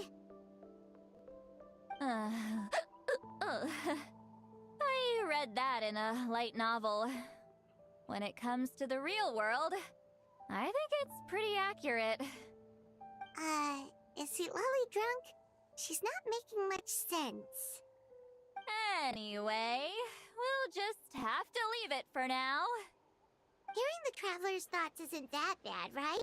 You should just tease him. That's what Paimon would do.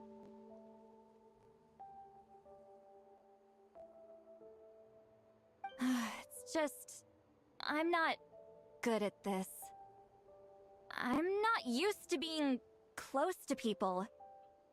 Sorry, I said we could be friends, but I guess I'm not ready. I'm used to being Granny Eatsley. Someone intimidating, someone people are scared to approach. I don't have to deal with people that way. Yeah, Paimon's been wondering. Why do you insist on living so far away? You could easily become a leader of your tribe. Someone everyone loves and respects.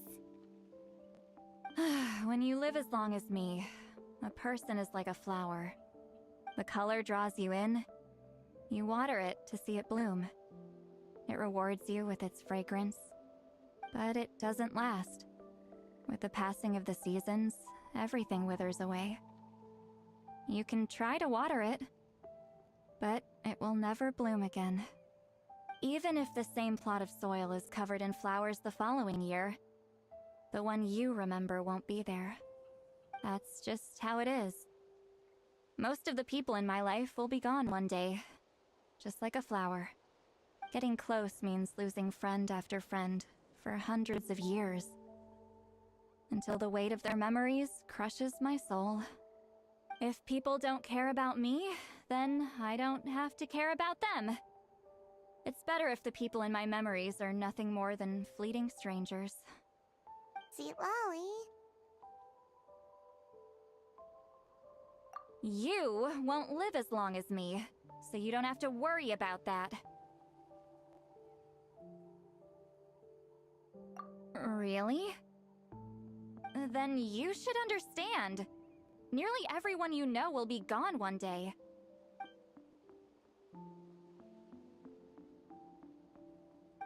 Traveler?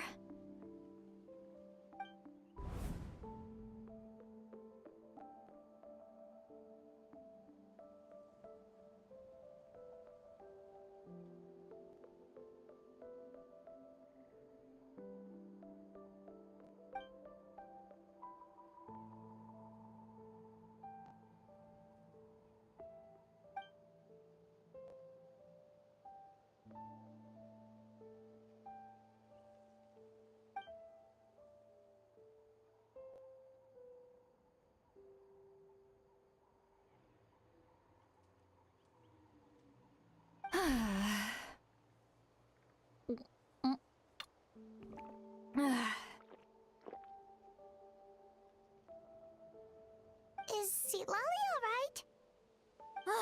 Stupid mind-reading side effect won't go away.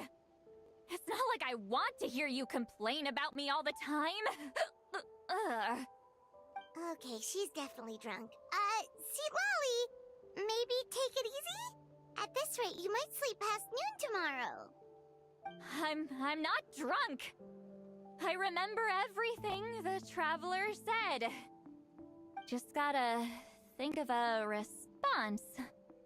I'll think of something. Uh-oh, not this again. Is she asleep? I'm fine. Can get home by myself. Is she talking in her sleep or talking to us? She seems kind of out of it. Bye. Gonna walk back alone. Need some time to think. All right.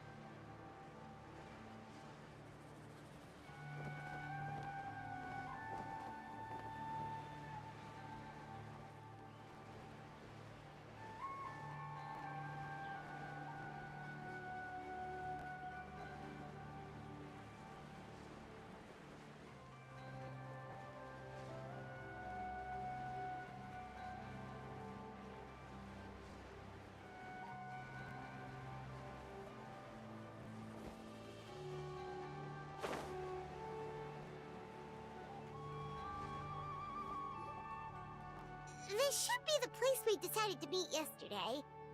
Who knows if Sweet Lolly will show up on time? She drank so much last night, she might not even be up yet. Ahem. Sweet Lolly! No need to sound so surprised. Drinking is just a way to pass the time. I mastered the art of moderation long ago. Last night doesn't count. It was a minor slip-up, that's all. Anyway, I gave everything a lot of thought, and I think you're right about something. The Battle of Seven Colors holds the key to a lot of the answers I've been searching for. So that's why you're here so early.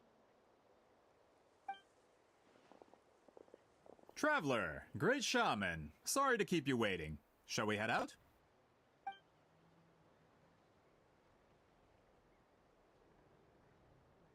Just follow me. I'll confirm the location myself. Of course.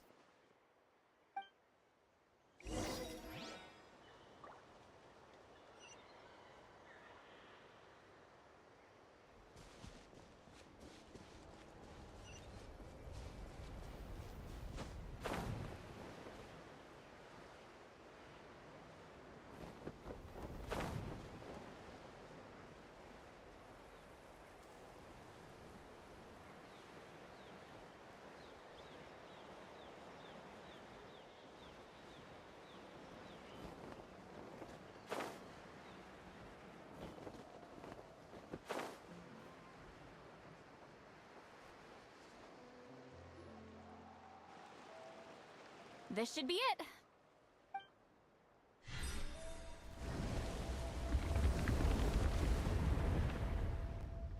So the battlefield is inside this place. That could explain a lot of our academic questions. Don't lose focus. Once we get to the actual site of the battle, all the evidence needed for publication will be at our fingertips. Everyone ready?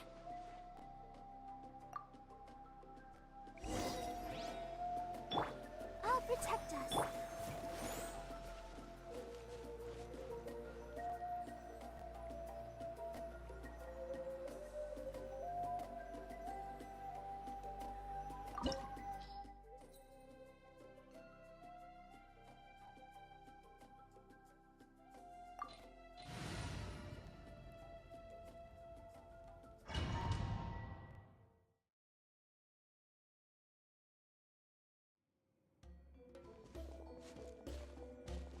So the Abyss invaded through a cave like this? When the Abyss first began to corrode the ley lines, they took every opening they could get. All the items here should be useful for our research. You're not to touch a single one without my nod of approval. I don't support invasive excavation techniques either. Ah, of course. I'll defer to the experts on this matter. Well, shall we continue?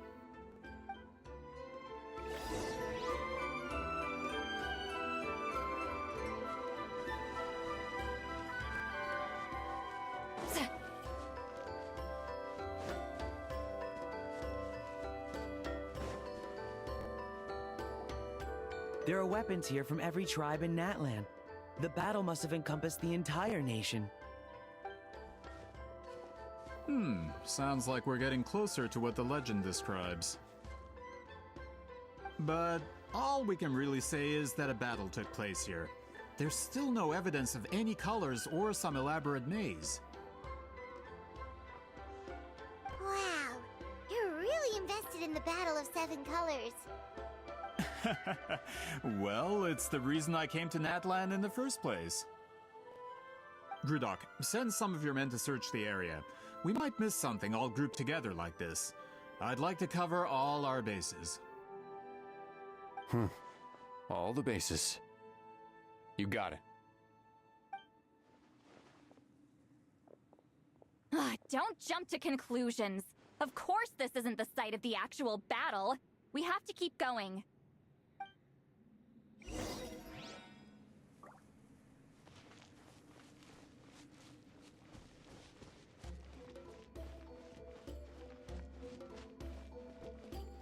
This wall is in our way! I might have an idea. Traveler, try removing that sphere.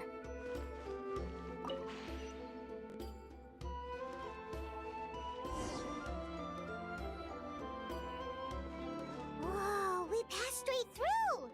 What was that? Some kind of color magic?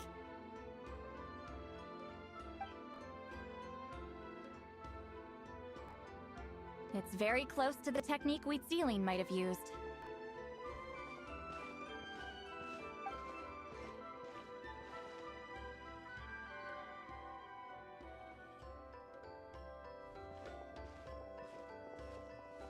That's it? Doesn't quite compare to the scale described in the legend. Still, what a terrific archaeological find! Enough chit-chat. We should keep going. The deeper we go, the more we'll find.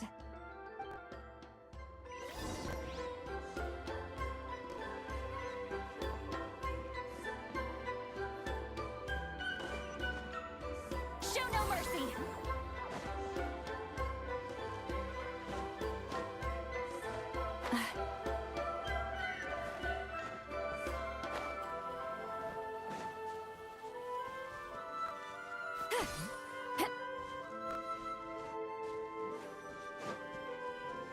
Hold on. If we step here, we might fall through. You mean there are traps in here? Remember how we were able to pass through the wall just now? It must have been because... Whoa, you're right. We can keep going now.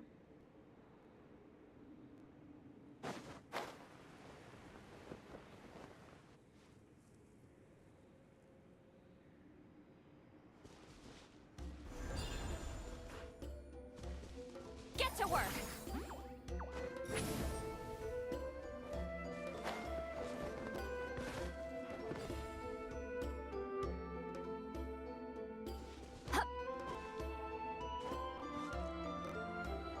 Return to the skies!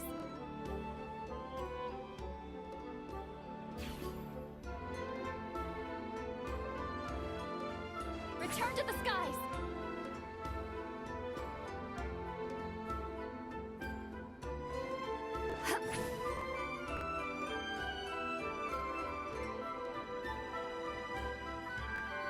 Take me up!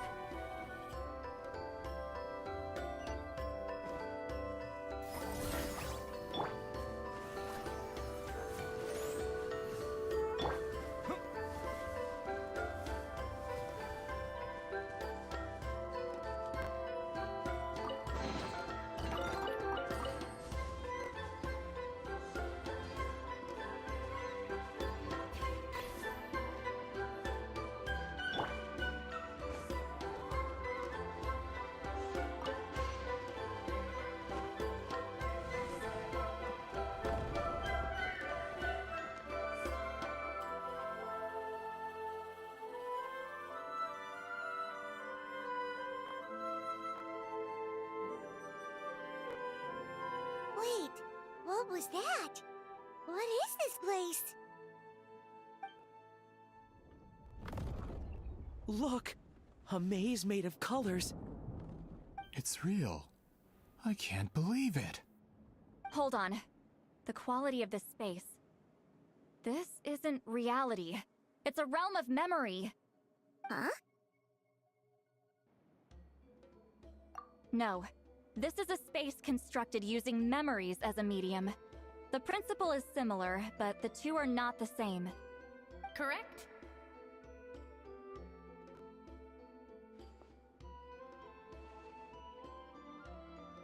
Wheat ceiling? What? No. It's just a trace of her consciousness left behind after creating this space. Friends, this is my question to you. What is our strongest weapon against the Abyss? In my opinion, it's memory. After all, is it not after losing the capacity for memory, love, and compassion that our enemies fell to the Abyss? That is why, with our memories, we possess a power the Abyss cannot hope to match. I have discovered the perfect medium for us to wield that weapon. You know it as color. The more cherished the memory, the more vivid its color. As memories disappear, their color fades first. That is why color is the best vehicle to wield the power of memory. Guided by vibrant colors, your capacity for memory is what will allow you to navigate this maze. Without that capacity, enemies will fail to cross the barrier in front of them and be trapped here for eternity. So, be brave, my friends, and march forward! Any ideas, Sweet Lolly? Sounds like she left a tutorial. Not surprising. She always did have to handhold her talentless students. Follow me.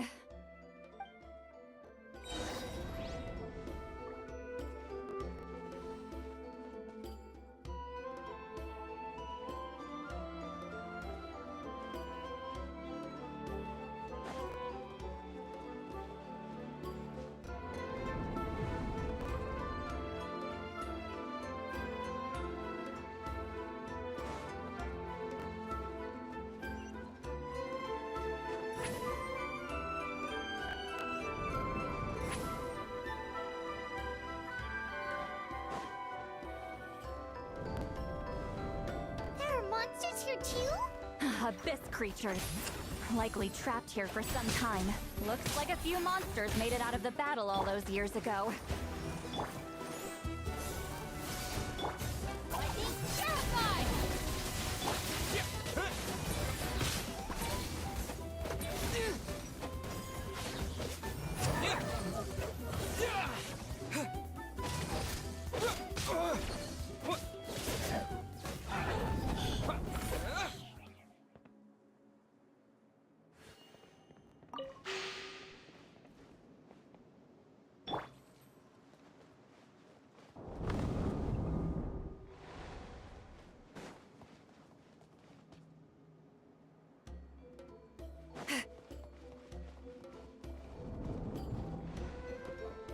What's with these color-changing blocks? You and C. Lolly fell through all of a sudden. You scared Paimon half to death. Must be one of the mechanics of the maze. I'm guessing the purpose is... Oh no! More monsters? Ah, shoot. They're blocking the way forward. Let's get rid of them.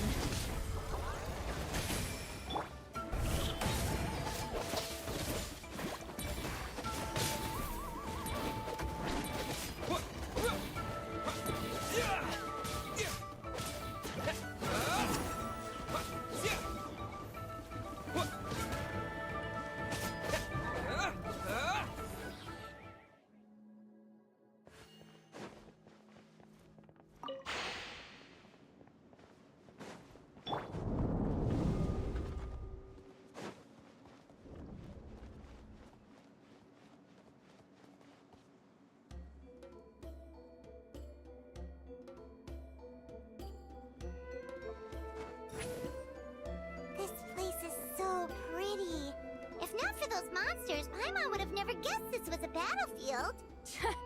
The showmanship's not bad, I'll give her that. Is this a bridge made of colors? Don't sound so surprised. We just need to cross and we should reach the end.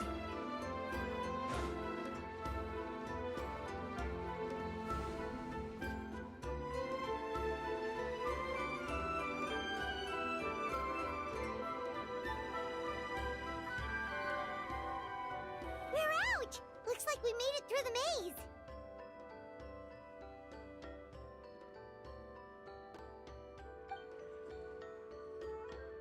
Hold on. This is... Whoa, so pretty! The thing inside the sphere looks exactly like the maze! It's like a miniature blueprint made from a special dye. That color. The dye was modified using a secret technique to harness the power of memories and create mazes like the one we just witnessed. Without that power, it's just a normal dye. But the color it produces is still quite rare. I would say this is the most direct evidence that the Battle of Seven Colors actually took place. The expert has spoken!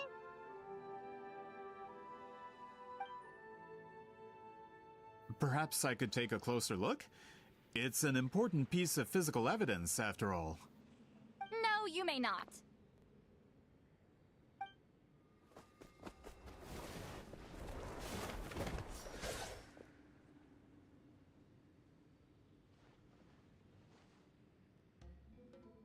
What are you doing?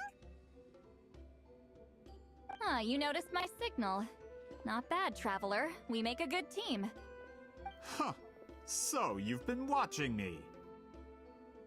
A self-proclaimed book merchant who's never heard of Shogun Almighty reborn as Raiden with unlimited power? Please, that work was a commercial success across Teyvat. I knew you were fishy, but I didn't expect you to pull something like this. Monsieur Montluçon, we just need a few pictures for our research, not the artifact itself. What if it gets damaged or destroyed? Shut it! I couldn't care less about preserving this piece of trash. I would destroy it right now if I could. But then there would be no evidence to prove the battle took place. What if that was my goal all along? What? Huh. Pretending to be a book merchant, pretending to promote the history of Natlan and its heroes, was the only way to get information out of the people in this tribe! But, make no mistake, I'm no lowly merchant. I am the future owner of the largest printing company in all of Teyvat! But the dye in that sphere ruined all my plans before they could even get off the ground! We've received a report that your advertisement in the paper makes false claims. Fontaine Law demands it be taken down immediately. False claims?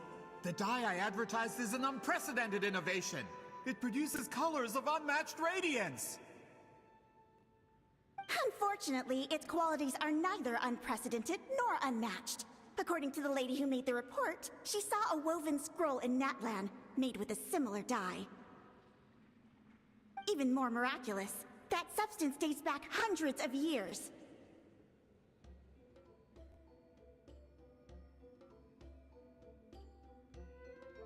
How? Creating this dye is the culmination of my entire life's work! You're telling me I'm hundreds of years too late? Calm down, sir. Sorry, it's just... I know this product will be a hit. The economic boost to Fontaine will be huge! We just need to advertise it as written. Fontaine's publishing industry is one of the best in the world. All we need to do is publish something in the paper, and all of Teyvat will think it was our invention first. We don't need to worry about more reports. Fontaine is far more advanced than Natlan. No one will believe such an innovative product could come from a place like that. That goes against all of Fontaine's advertisement regulations. We can't do that. What if I give you a portion of the profits? All you have to do is let the advertisement stay. You're trying to bribe me? Careful. I'm dangerously close to reporting this to Monsieur Novelette.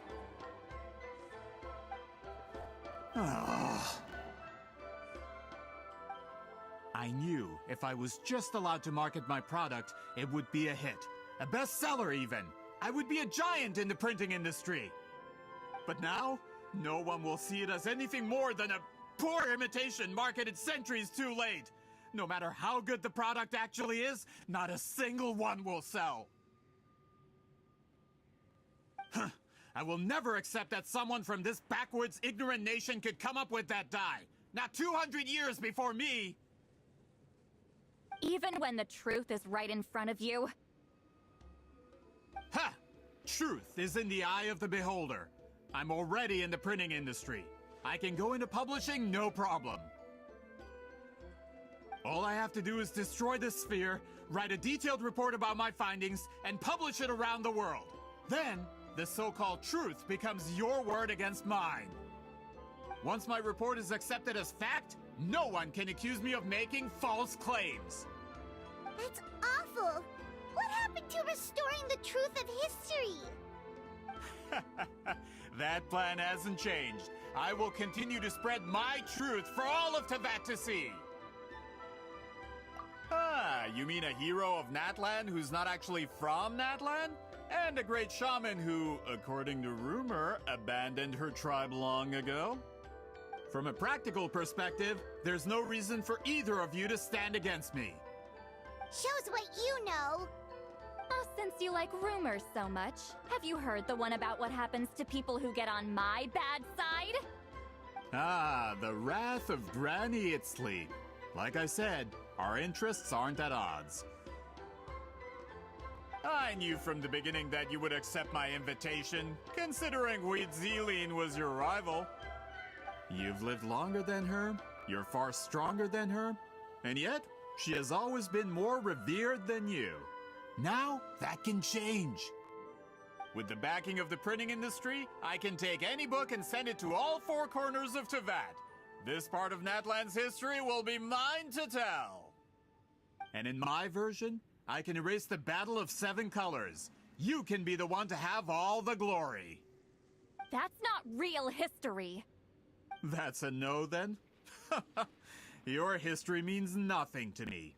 But it's not allowed to stand in the way of my Mora. Done running your mouth? Good. Before handing you over to the tribe, I think I'll have my way with you first. If this comes to a fight, per my contract, you're gonna have to go through me.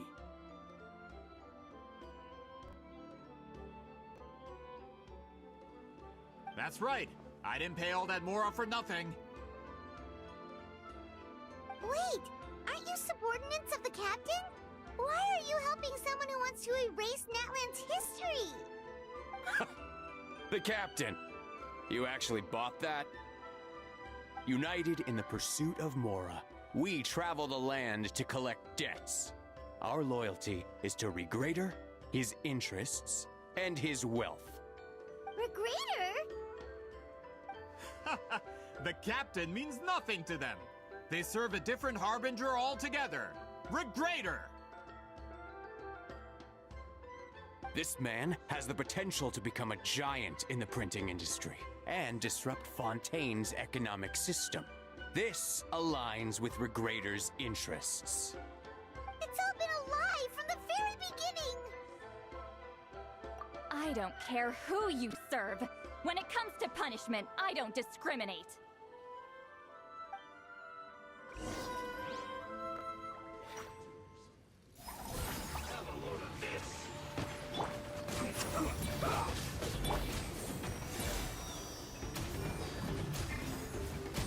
Our bond is strong.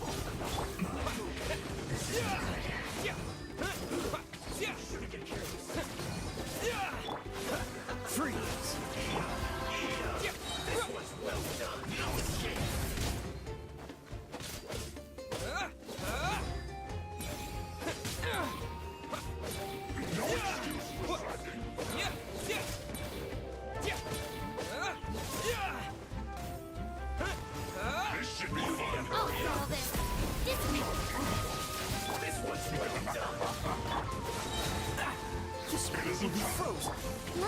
chance.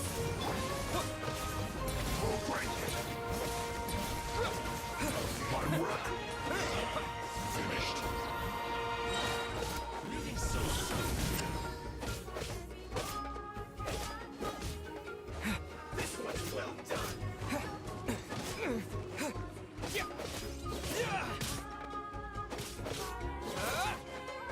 You need a hurry up. Roasted fries.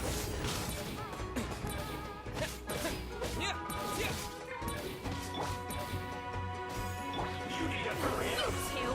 Time to end them! This one's well done. Sha! Ha! Ha! Sha! Sha! No escape. Sha! Get to work! Ha! Sa! Roasted fries. Sa! Leaving so Ha! soon. Sha! You need to hurry up. Ha! Ha! Ha! Sa! Prepare. Sha! Sha! Sa! Ha! You need to hurry up. This one's well done. Cool it!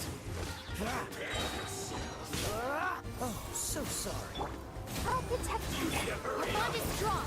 No escape.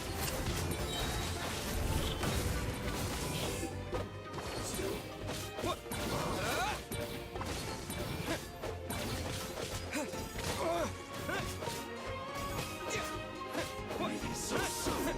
Can't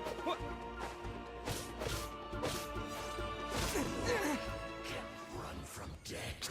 That's what you get for messing with the hero of Natlan and Granny Eatsley. They could give Regrader a run for his Mora. When did this person get so strong? Looks like the men following the captain failed to update us on the latest intelligence. Not good. This is becoming more trouble than it's worth. You're on your own. Hey, what about our contract? Your boss signed it himself. Our boss never signs a contract without loopholes. Even a veteran businessman like yourself fell into his trap. That's what makes him the best. Go home and read the fine print. All I did was trigger the exculpatory clause. You! The other stipulations have been fulfilled. I set up explosives around the cave, strong enough to destroy this place, as instructed.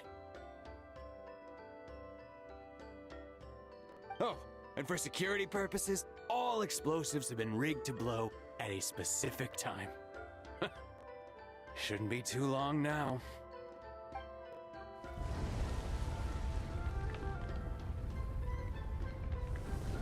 What? This whole place is gonna collapse? You were supposed to wait until I made it out. Are you trying to kill me?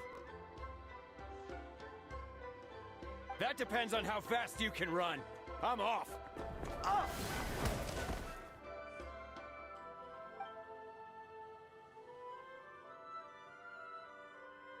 You think you can just waltz out of here?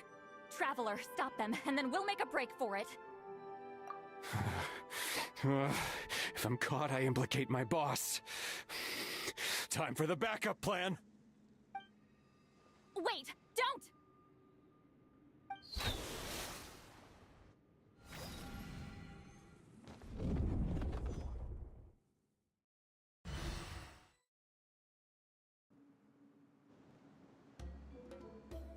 Where are we? Back in the maze? Our surroundings look different, though. What did that Fatui guy do? Good point. She'll know how to get out of here. Let's hurry. If we don't make it out before the cave collapses, we might never be able to leave. Let's see. Seat Lolly! Oh, looks like it's not gonna be that easy. What should we do?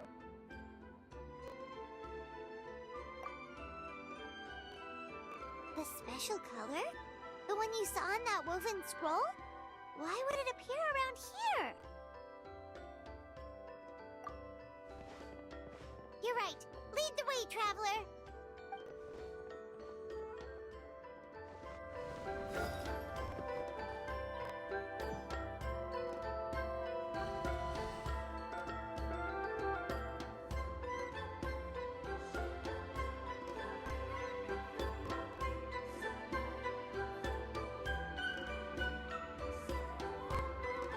He triggered it just like that? If the technique isn't activated correctly...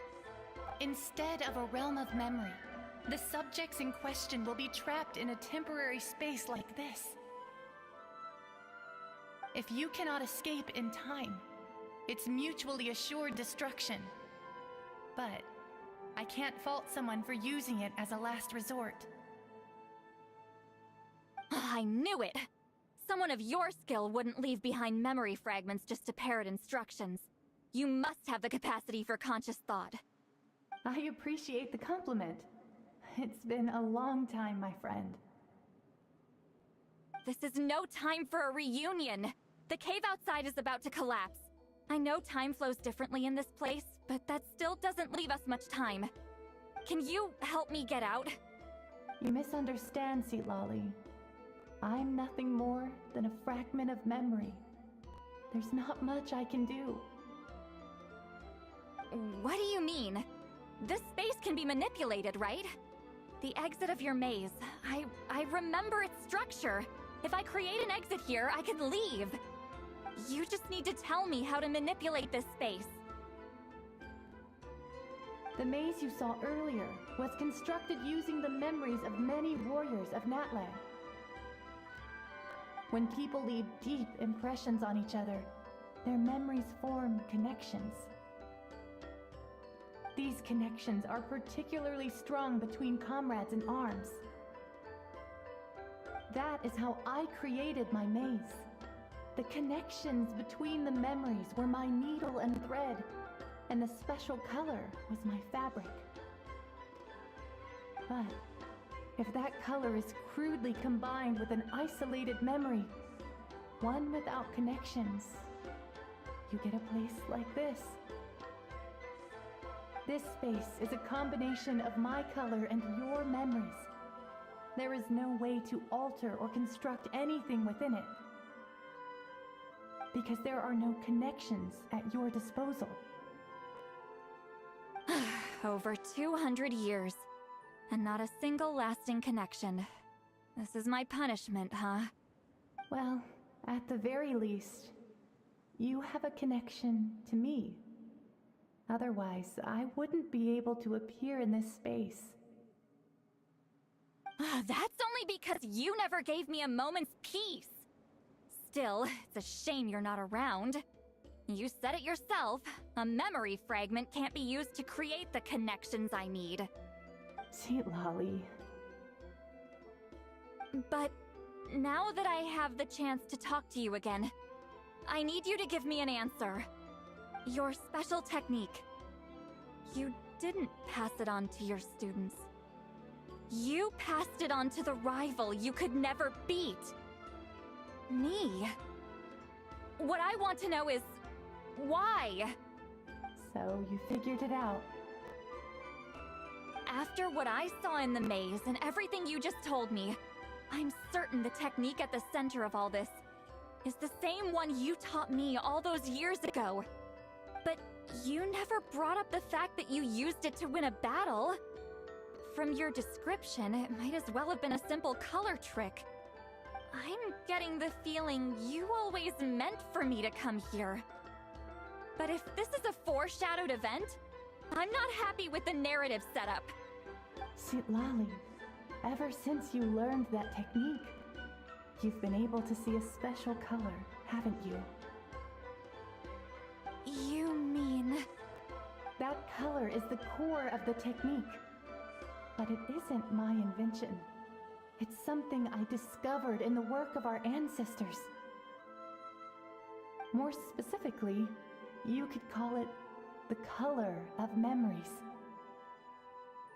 In truth, passing on the technique is a process of using that color to tint another person's memories.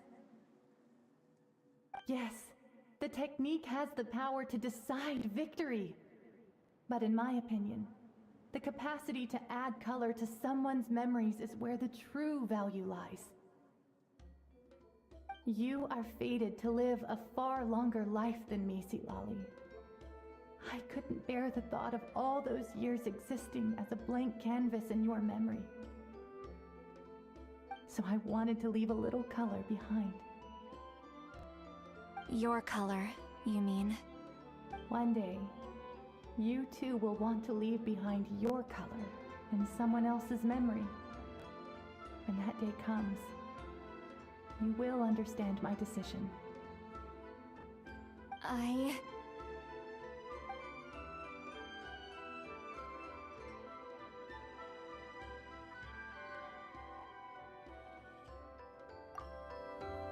have to get out of here. That's the only way to rescue them.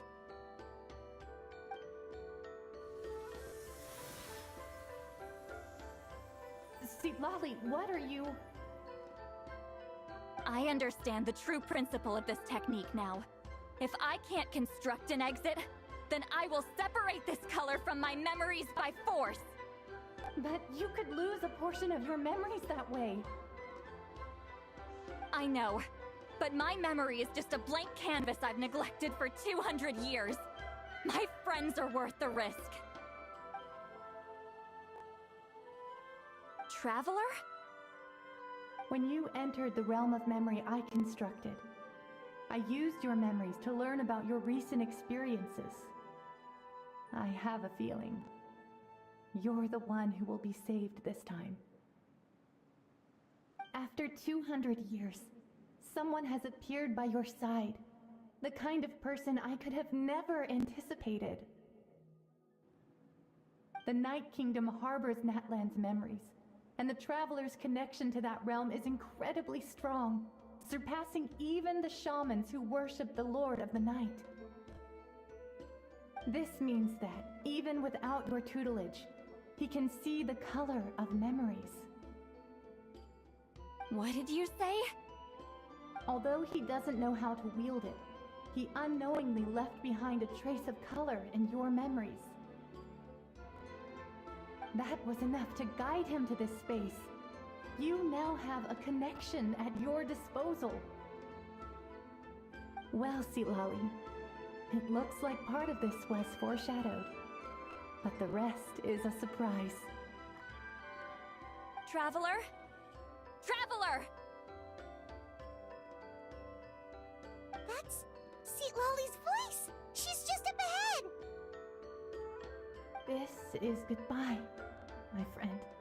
Your memories over the past 200 years are much more than a blank canvas. Cherish them. Wheat Celine. Lolly! Paimon! Traveler! Hold my hand.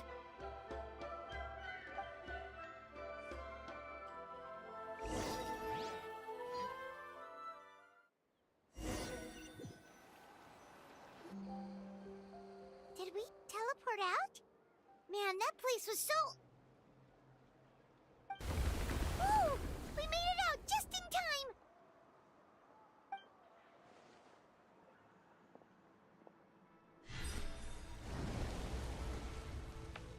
Wonder what happened to the Fatui guy and the others. He was most likely trapped inside that space, just like us. The external structures supporting that space would have collapsed with the ruin. Unless he managed to escape, he would have been crushed. He still preferred that to being caught, huh? They were standing a bit further away, right? They probably weren't pulled into the space. Maybe they already made a run for it. Hello. It's one of Maluson's employees! Quick, restrain him! Oh, I can explain. I had no idea Malu-san was such a terrible person. I couldn't stop him from running, so I stayed behind and tried to find people to help rescue you. I'm so glad you managed to get out of there. Either way, the guards will take you back to the tribe. You'll be their problem.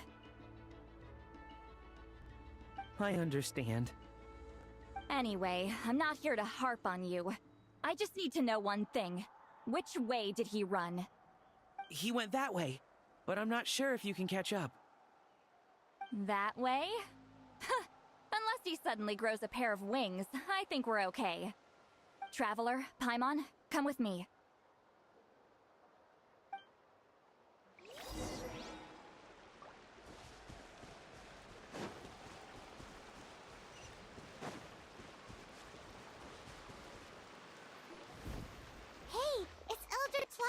a group of Ictomisaurs! They caught Moluson! Something felt off about him yesterday, so I set a few things in motion. Looks like it's time for that foreshadowing to pay off. My bank balance! No! No! What's wrong with him? That's one of the tricks Claw uses to scare people. He makes people hallucinate the thing that scares them most.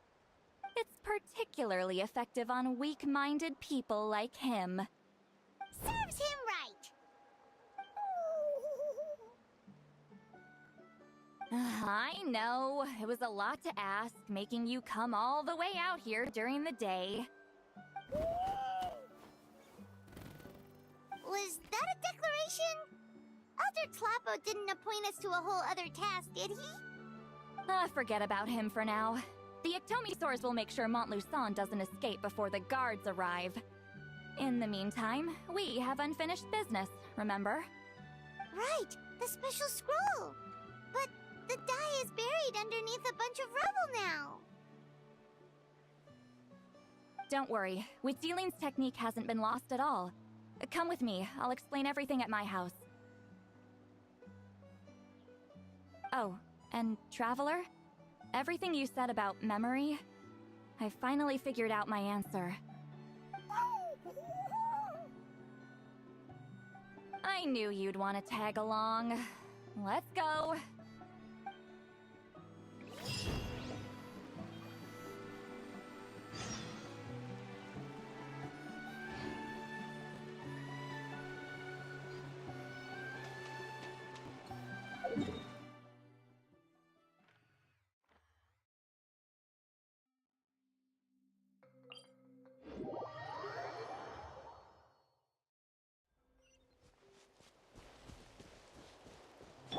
Let the show begin.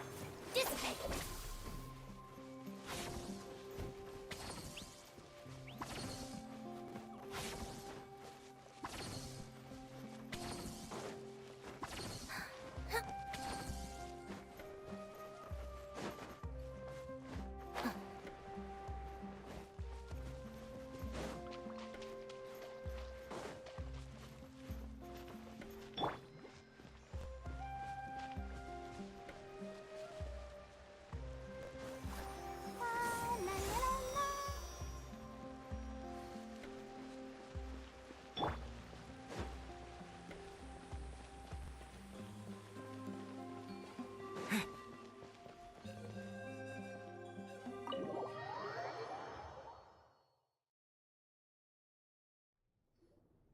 Now, when it comes to weaving the scroll itself, you don't actually need to lift a finger.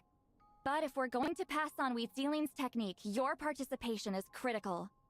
What are you saying, Sweet Lolly? Follow me.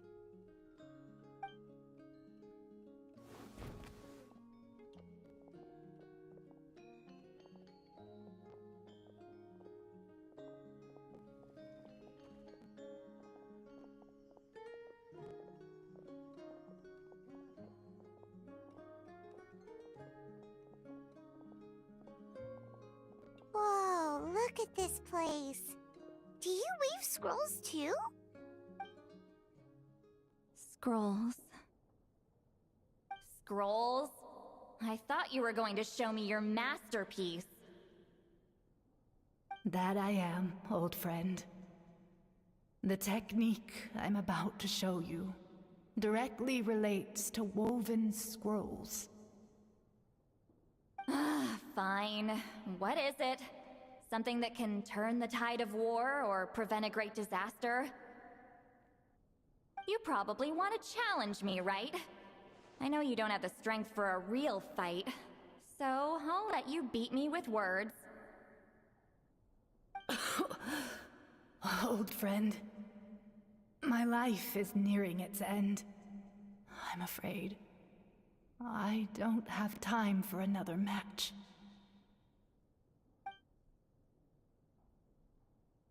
Hey.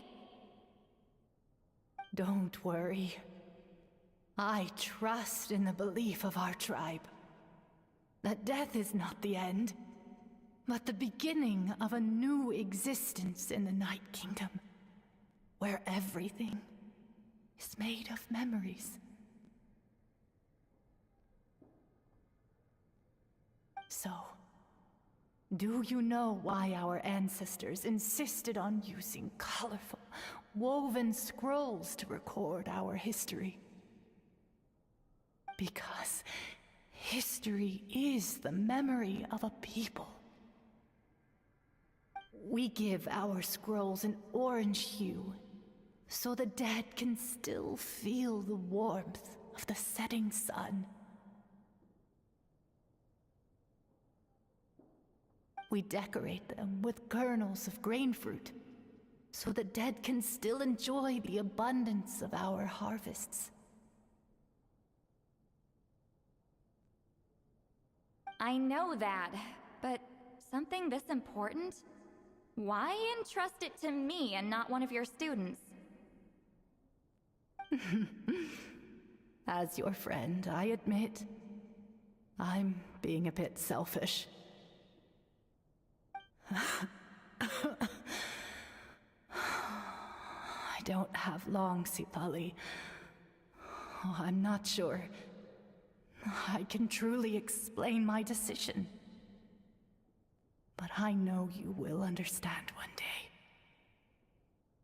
For now, will you accept my final request? Just this once. I understand now, Wheat Sealing. Just like you said I would. Claw, help me move this outside. I'm going to color it.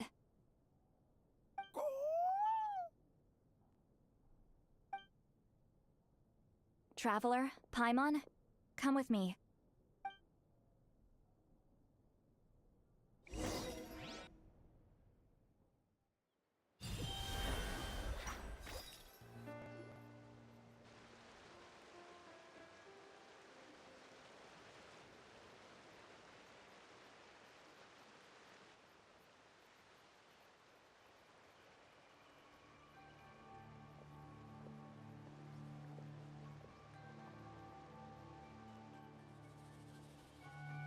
We are like birds, soaring through the horizons of time.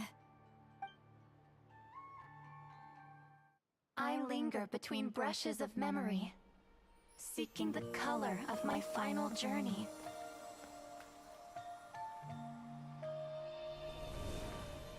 When I get there, may there be feathers to paint the sky, shades of rose.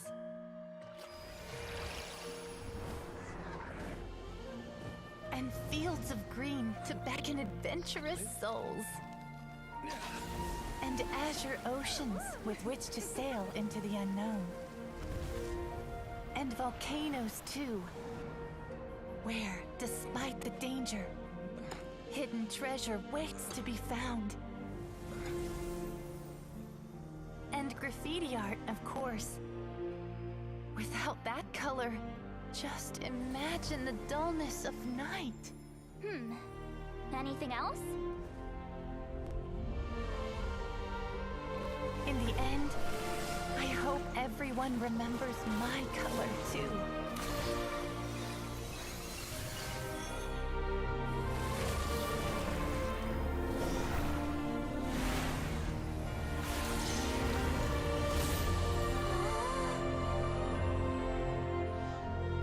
In the end, I hope everyone remembers your color too.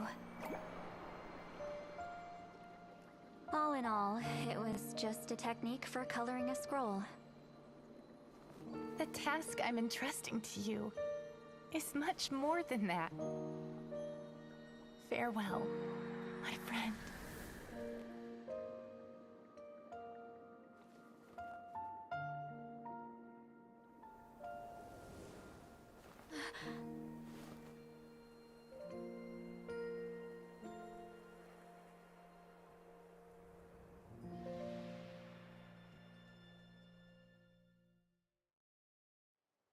I knew you would understand.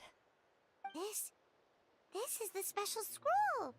How did you know how to weave it, Seat Lolly?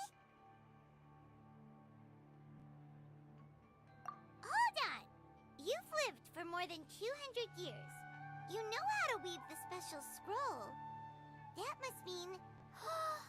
you're the one behind the gifts from the spirits! Oh, well, it's not like I wanted to interact with the appointed. So whenever I delivered the scroll, I used illusions to confuse them.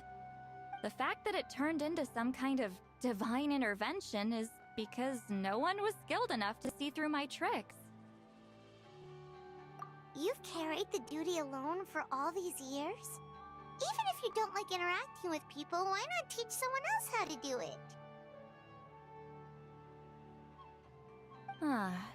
Traveler, you can see the special color, right? The essence of that color is memory.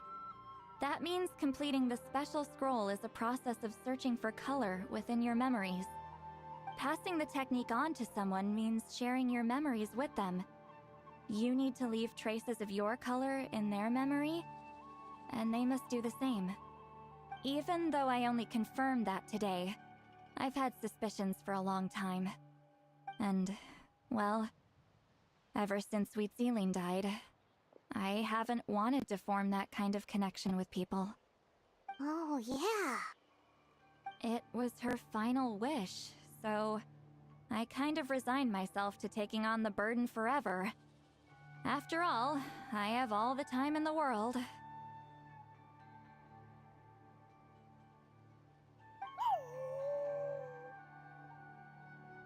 But Claw never stopped appointing new candidates to weave the scroll, despite knowing exactly how I felt about the situation.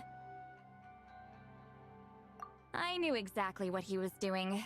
And yeah, if I ever did share my memories with someone, I guess that person would be a friend. But it never got to that point. This time, though, you win, Claw.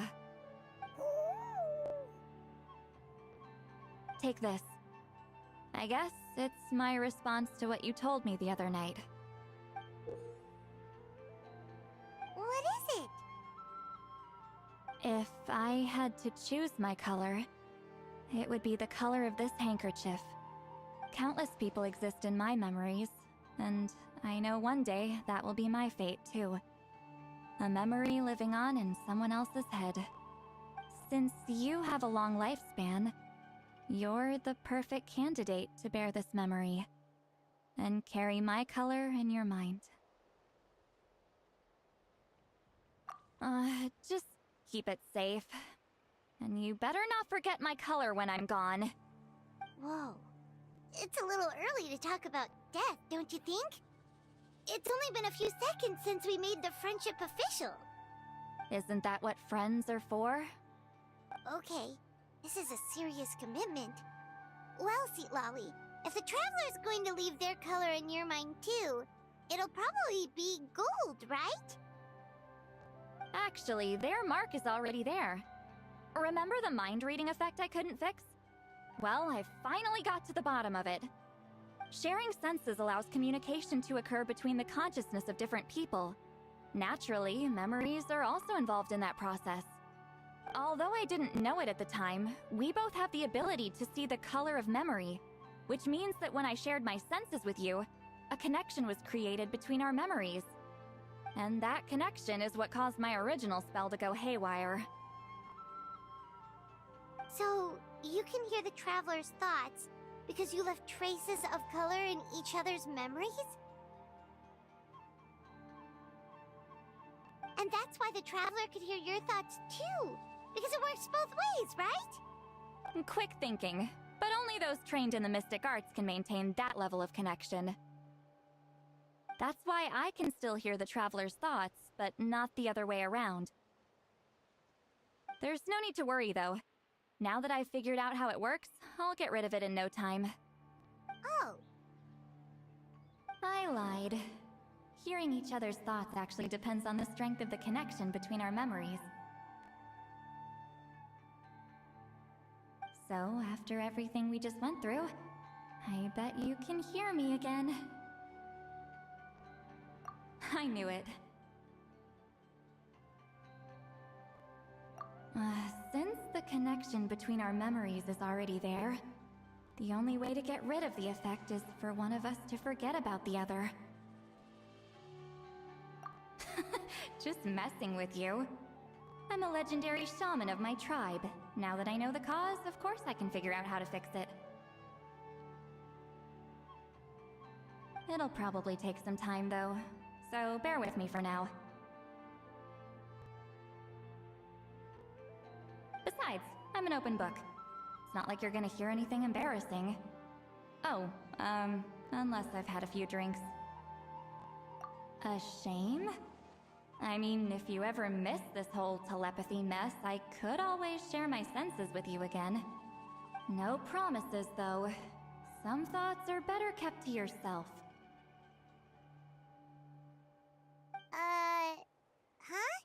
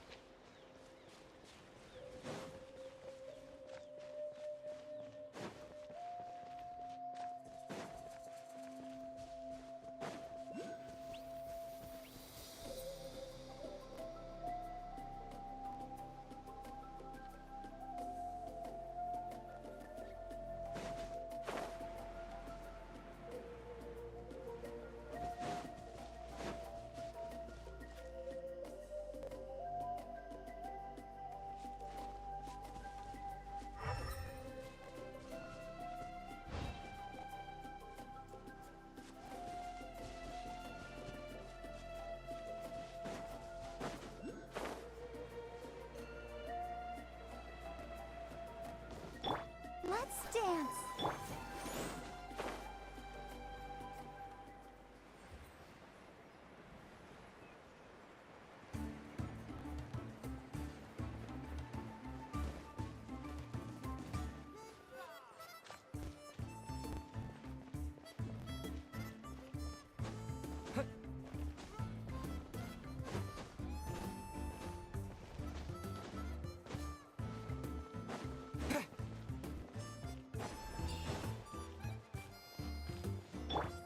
Protect us.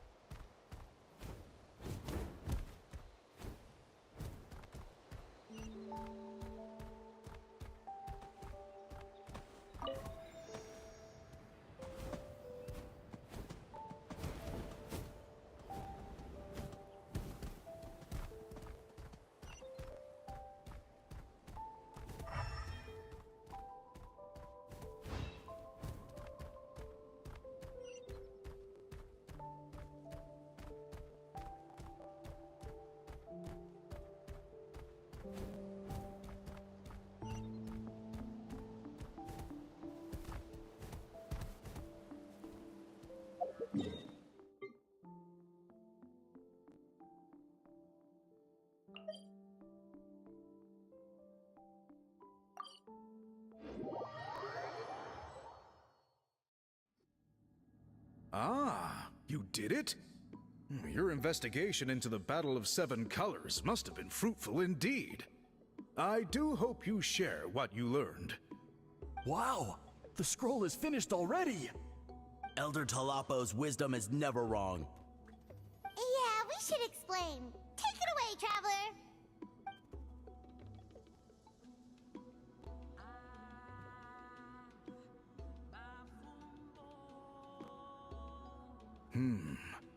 I see. You don't look surprised at all. It makes perfect sense. History is the memory of a people. If we want to depict it, a die derived from people's memories is, of course, the best choice. Now, it's just a matter of preserving this secret technique. From your description, it sounds like learning the technique requires the previous holder to share their memories. Well, yeah. In that case, I must work with our priests to reinvent the technique based on the principles you described. After all, memories are precious things, meant to be shared with those closest to us. I cannot take that choice away from you, Traveler. You completed your task admirably. Finding a way to carry on that legacy is now our duty. Alright, we'll leave that to you. Oh, and please pass along my thanks to Granny Eastly. We interrogated the Fontanian merchant she apprehended, and it turns out he is the reason some among our tribes started to question our history. He hired people to spread misinformation about the Battle of Seven Colors. The recent friction within the tribe is entirely his doing. We now have a record of his crimes, and will begin working with Fontaine authorities in a few days. So he was behind the controversy in the first place. Guess it's easier to investigate when people are already questioning something. Anyway, that clears it up. People don't just question their history out of nowhere. Until we meet again.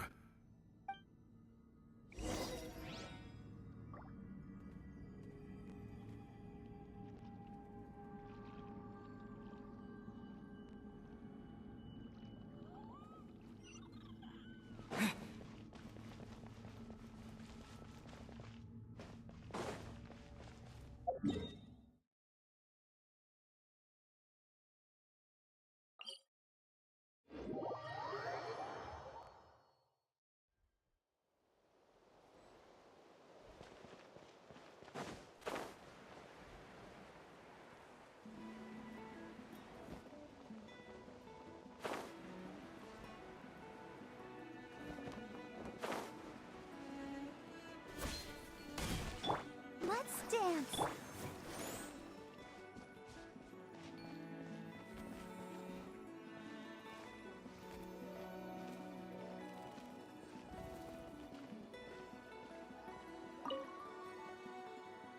You told him everything, right? Yep, we left out the part about your contribution, but it kinda seemed like Chief Biram saw through us. You could have just said it was a gift from the spirits. I guess he is different from the previous chiefs. But if he figures out it was me all these years, I'm in for a world of trouble. Huh, there you are! I've been looking everywhere for you. Oh, it's the other Fontanian researcher. He wasn't taken away with his boss? Please, call me Allier. After questioning, the tribe absolved me of any serious wrongdoing, so here I am. I'll be heading back to Fontaine soon. No employer means no funding, after all. But I wanted to finish my investigation first. I'd like to ask some questions about Huitzilin. I want people outside of Natlan to hear her story, but my understanding still has some holes. Questions? Huh! Why should I let an Outlander tell our stories? Don't misunderstand. I have no intention of twisting your history or using it to make a profit. It's just honest curiosity, I assure you. I believe amazing stories deserve to be shared with the world. Culture thrives through dialogue and exchange. All right, you can ask your questions, but be quick. I have important plans after this. Important plans? Oh, thank you very much.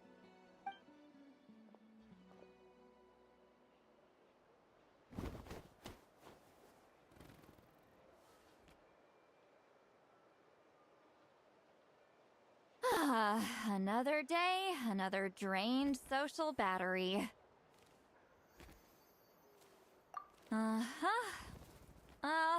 Hold on. You owe me a pair of books. Oh, that! When it comes to light novels, your memory is like a steel trap, huh? You're telling me. Yeah, it's not gonna be easy. You might need to go to Yai Publishing House in person. But I don't need them right away. Just don't forget, okay? Of course! We'll get them sent to you as soon as we can! Sent to me? Nuh-uh. I don't want a stranger knocking on my door when I'm hungover. Here, just take this. And this is? The key to my house. Don't bother knocking next time. You'll disturb my sleep.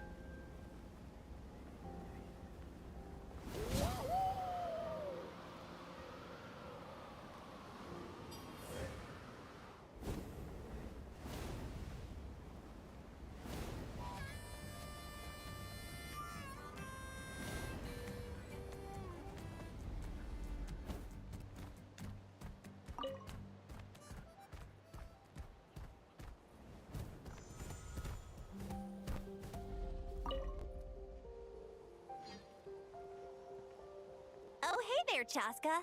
Did Elder Alpa send you? Yeah, she's got other things on her plate right now. How are things looking here? Well, the inspection revealed numerous blockages all over the trial arena. It looks like they're the result of ley line disorders caused by repeat abyss invasions. Theoretically, we just need to clear those obstacles, and the arena will fill up with gaseous phlogiston again. But that's proving difficult to achieve in practice, for all sorts of reasons. Why don't you head on down and check things out for yourself? Feel free to ask the staff for more details.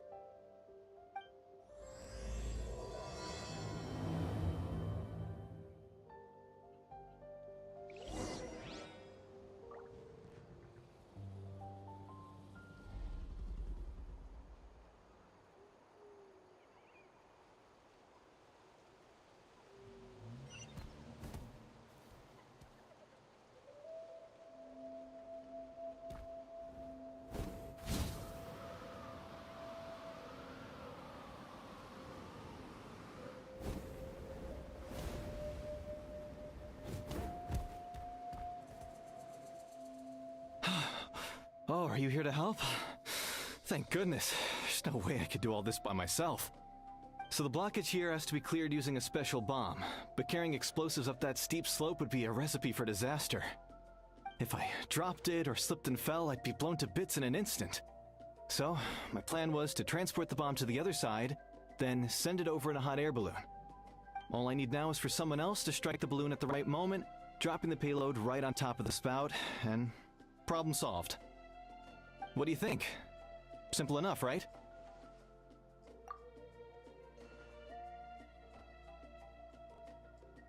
Huh? Oh, that one. No, I've got no idea who that belongs to. Or how they got it up so high. I just wish I could fly up there and check out what kind of tech they're using. Ah, well. Getting the trial arena back in order is more important. I'll head over and set up now. Let me know when you're ready.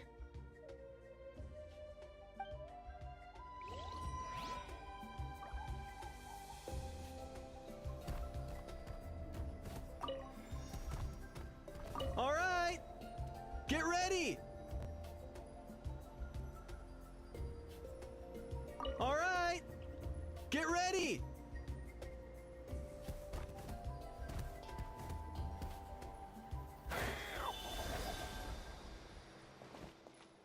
All right! Get ready!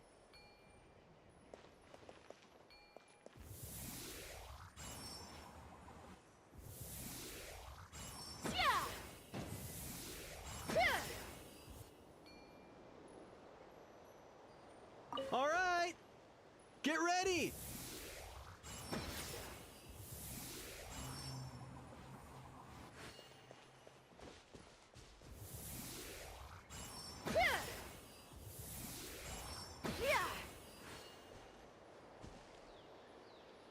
Let's fly.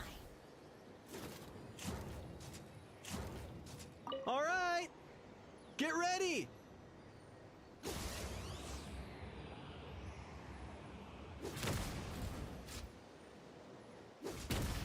Locked on! Locked on! Yeah!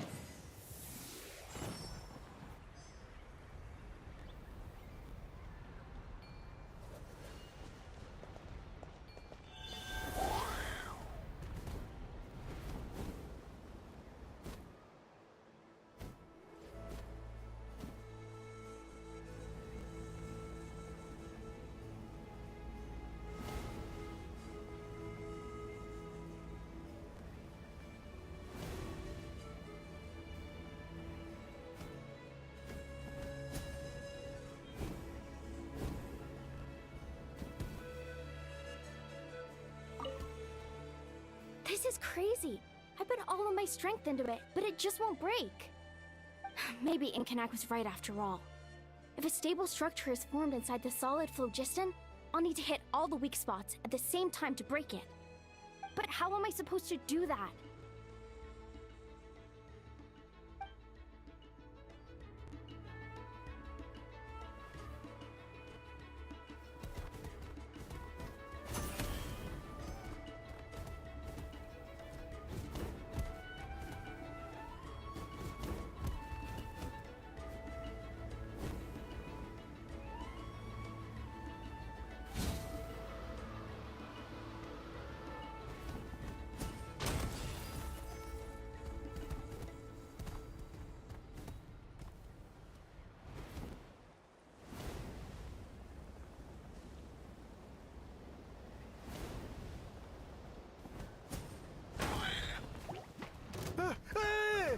What's this?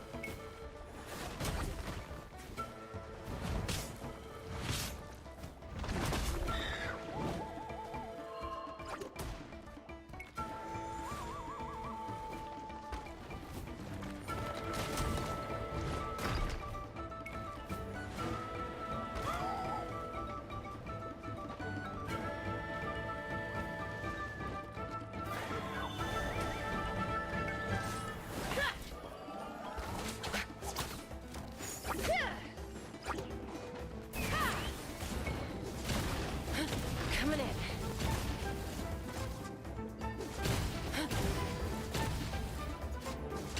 Coming in. Coming in. Coming in. Locked on. Bullseye. Open fire.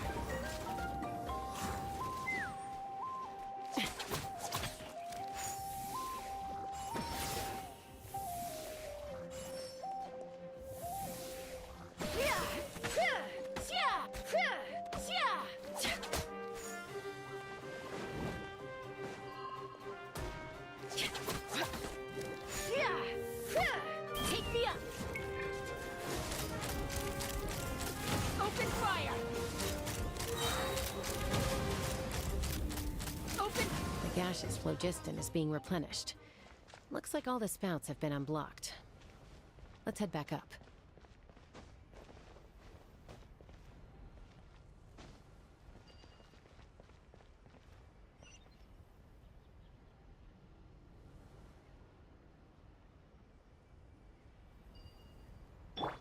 Let the show begin.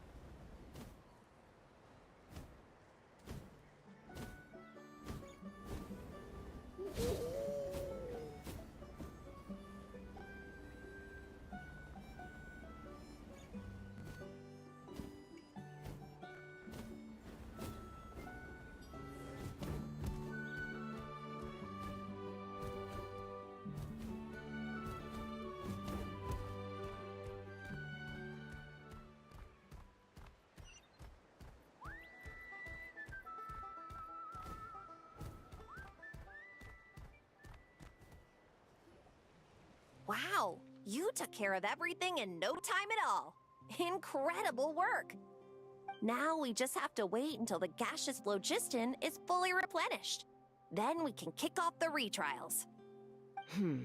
Actually, Inkanak, I'd like to do a test flight first, just to make sure we're not missing anything. Could you arrange that for me? Huh? But you only just finished getting the arena ready. There could still be other hazards we're unaware of. All the more reason to have me test it out. Think of it as another inspection. I guess you're right. With your flying skills, you won't be in any serious danger, even if there are hazards we overlooked. The conditions in this area seem a little unstable, but a test flight is the only way to catch any lingering issues. All right, I'll get things set up for you. Just let me know when you're ready.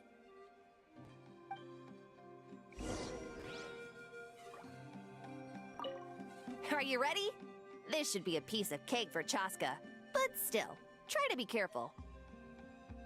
All right, then spread your wings and fly.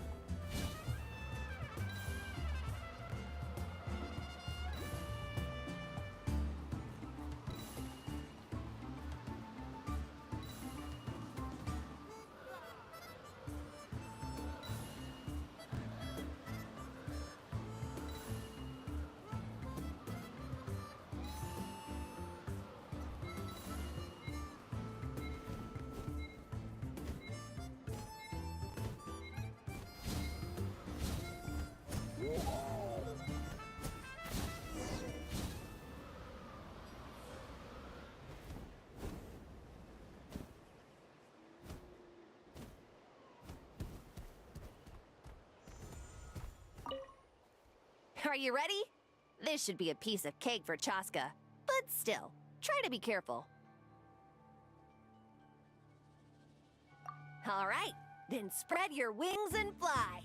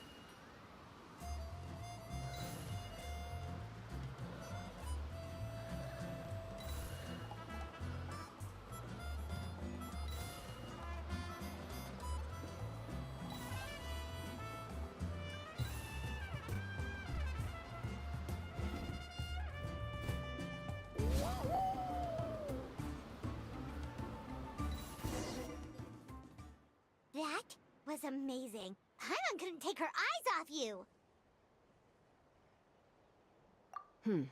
No, nothing major. Give it a few days, and we should be able to conduct the trials. Help! Help me! You're from the Flower Feather clan, right? Please, come quick, you've got to help us! Catch your breath first. What's the situation? We got attacked by a Kukasaur. My friends are still stranded in the middle of the road with the goods we were transporting. Please, I'm begging you, save them! Huh? Are Kukusaurs really that aggressive? Do they usually attack groups of people unprovoked? Not in my experience, but there are exceptions to every rule. Let's go check it out.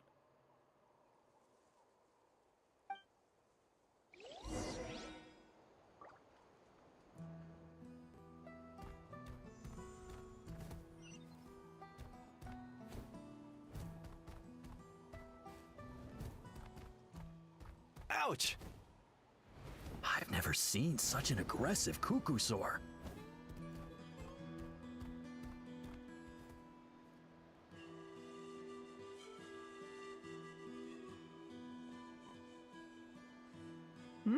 Chaska? Traveler? This is a surprise. Elder Alpa? Huh. So, where's this aggressive Kukusaur we've heard about? Already flew away. Looks like it backed off once it realized that reinforcements were coming. So why do you think it attacked these people in the first place? Was it after the food? No. These merchants are even transporting food. Ah! Thank goodness! The phlogiston wings are intact! Phlogiston wings. Thank you so much for coming to our rescue. These phlogiston wings are our most prized goods. If anything happened to them, it would ruin us. Wait a minute. Are you the merchants that were looking to collaborate with us? Wormy told me about you. Yeah, that's us. So I take it you're Elder Alpa? I am. You must be exhausted from your journey, not to mention shaking up from the attack. Let me bring you back to our tribe to rest. We can talk business after you've recovered. But Elder Alpa, what about the Kukasaur attack? Well, our guests here weren't seriously injured, and their goods are intact. Perhaps that Kukasaur was just having a bad day. There are so many of them around here. You'd expect something like this every once in a while. I don't think we need to pursue it any further. More importantly, how are the preparations for the flying trials going? Is everything in order over at the arena? Huh? Did you say flying trials? What a coincidence! Sounds like a perfect use case for our phlogiston wings. You'll be pleasantly surprised by what they can do. Oh, really? Now I'm intrigued. Well then, let's forget all about this Kukasaur attack for now. We have some serious business to discuss.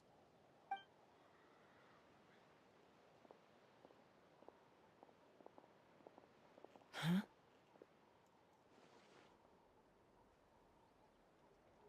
So that's it? That all went smoother than expected. Well, guess we'd better get going. Huh? Chaska?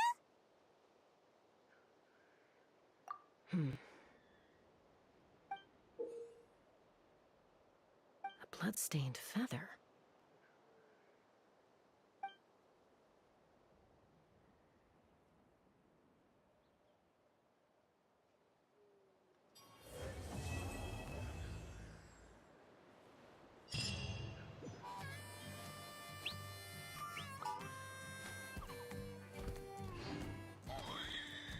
The Flower Feather Clan should be about ready to hold the new flying trials by now. Let's go check it out!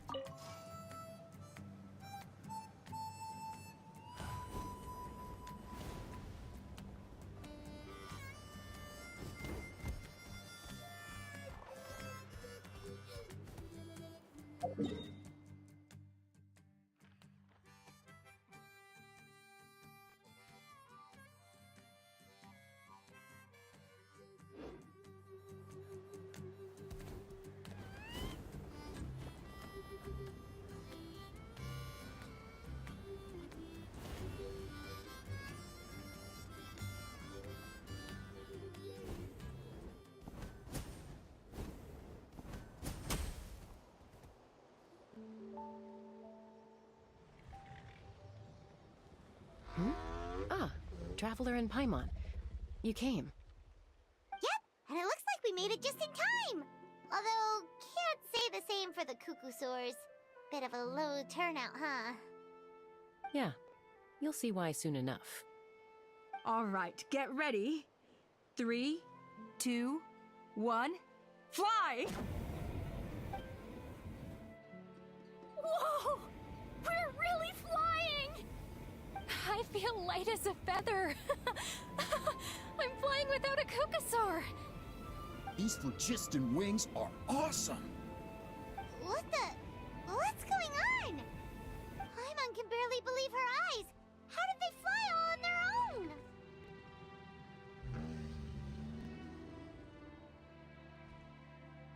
The merchants we ran into that day were selling a product called phlogiston wings. It's a flying machine worn on the back. To operate it, you just use a handheld trackball that controls the flow of gaseous phlogiston. That's incredible! Yeah, if our tribe, well, if Natlan mass adopted this technology, it would revolutionize our mobility and responsiveness in times of crisis. Just think of the countless tragedies that could be averted.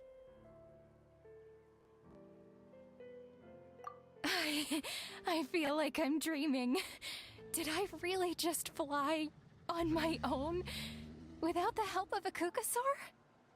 You'd better believe it! Plus, you just passed a flying trial!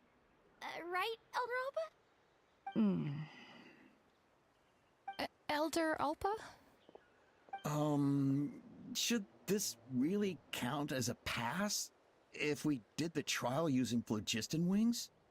Why not? The scoring rubric is about flying performance. It doesn't specifically say you have to ride a Kukasaur, does it? Yeah, maybe, but... I mean, even Chaska had to ride a Kukasaur in a trial, right?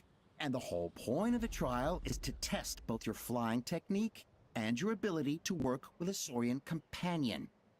Well, if we can fly by ourselves, maybe we don't need to test the ladder anymore. Chaska, Traveler, what are your thoughts on this new invention? You see? Even the Traveler agrees. I agree that they have strategic value, but I don't think it makes any sense to evaluate candidates by the current testing standards if they're using phlogiston wings.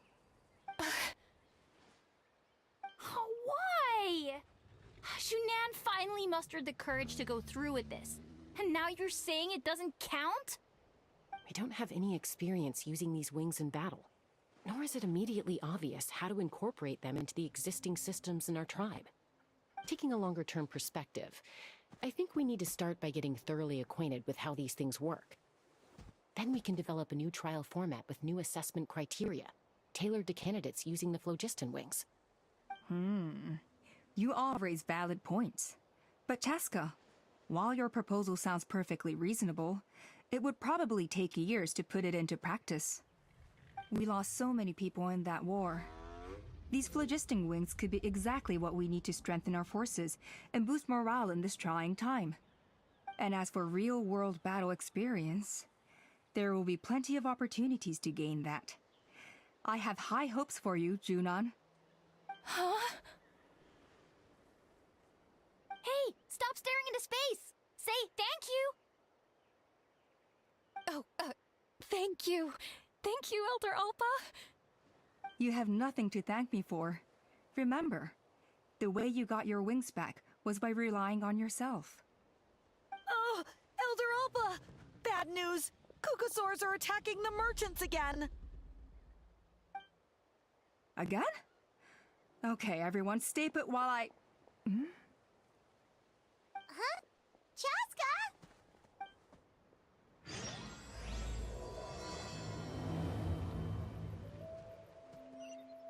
Why did Chaska rush off like that? And then Elder Alpa and the others too? Anyway, let's go see what this is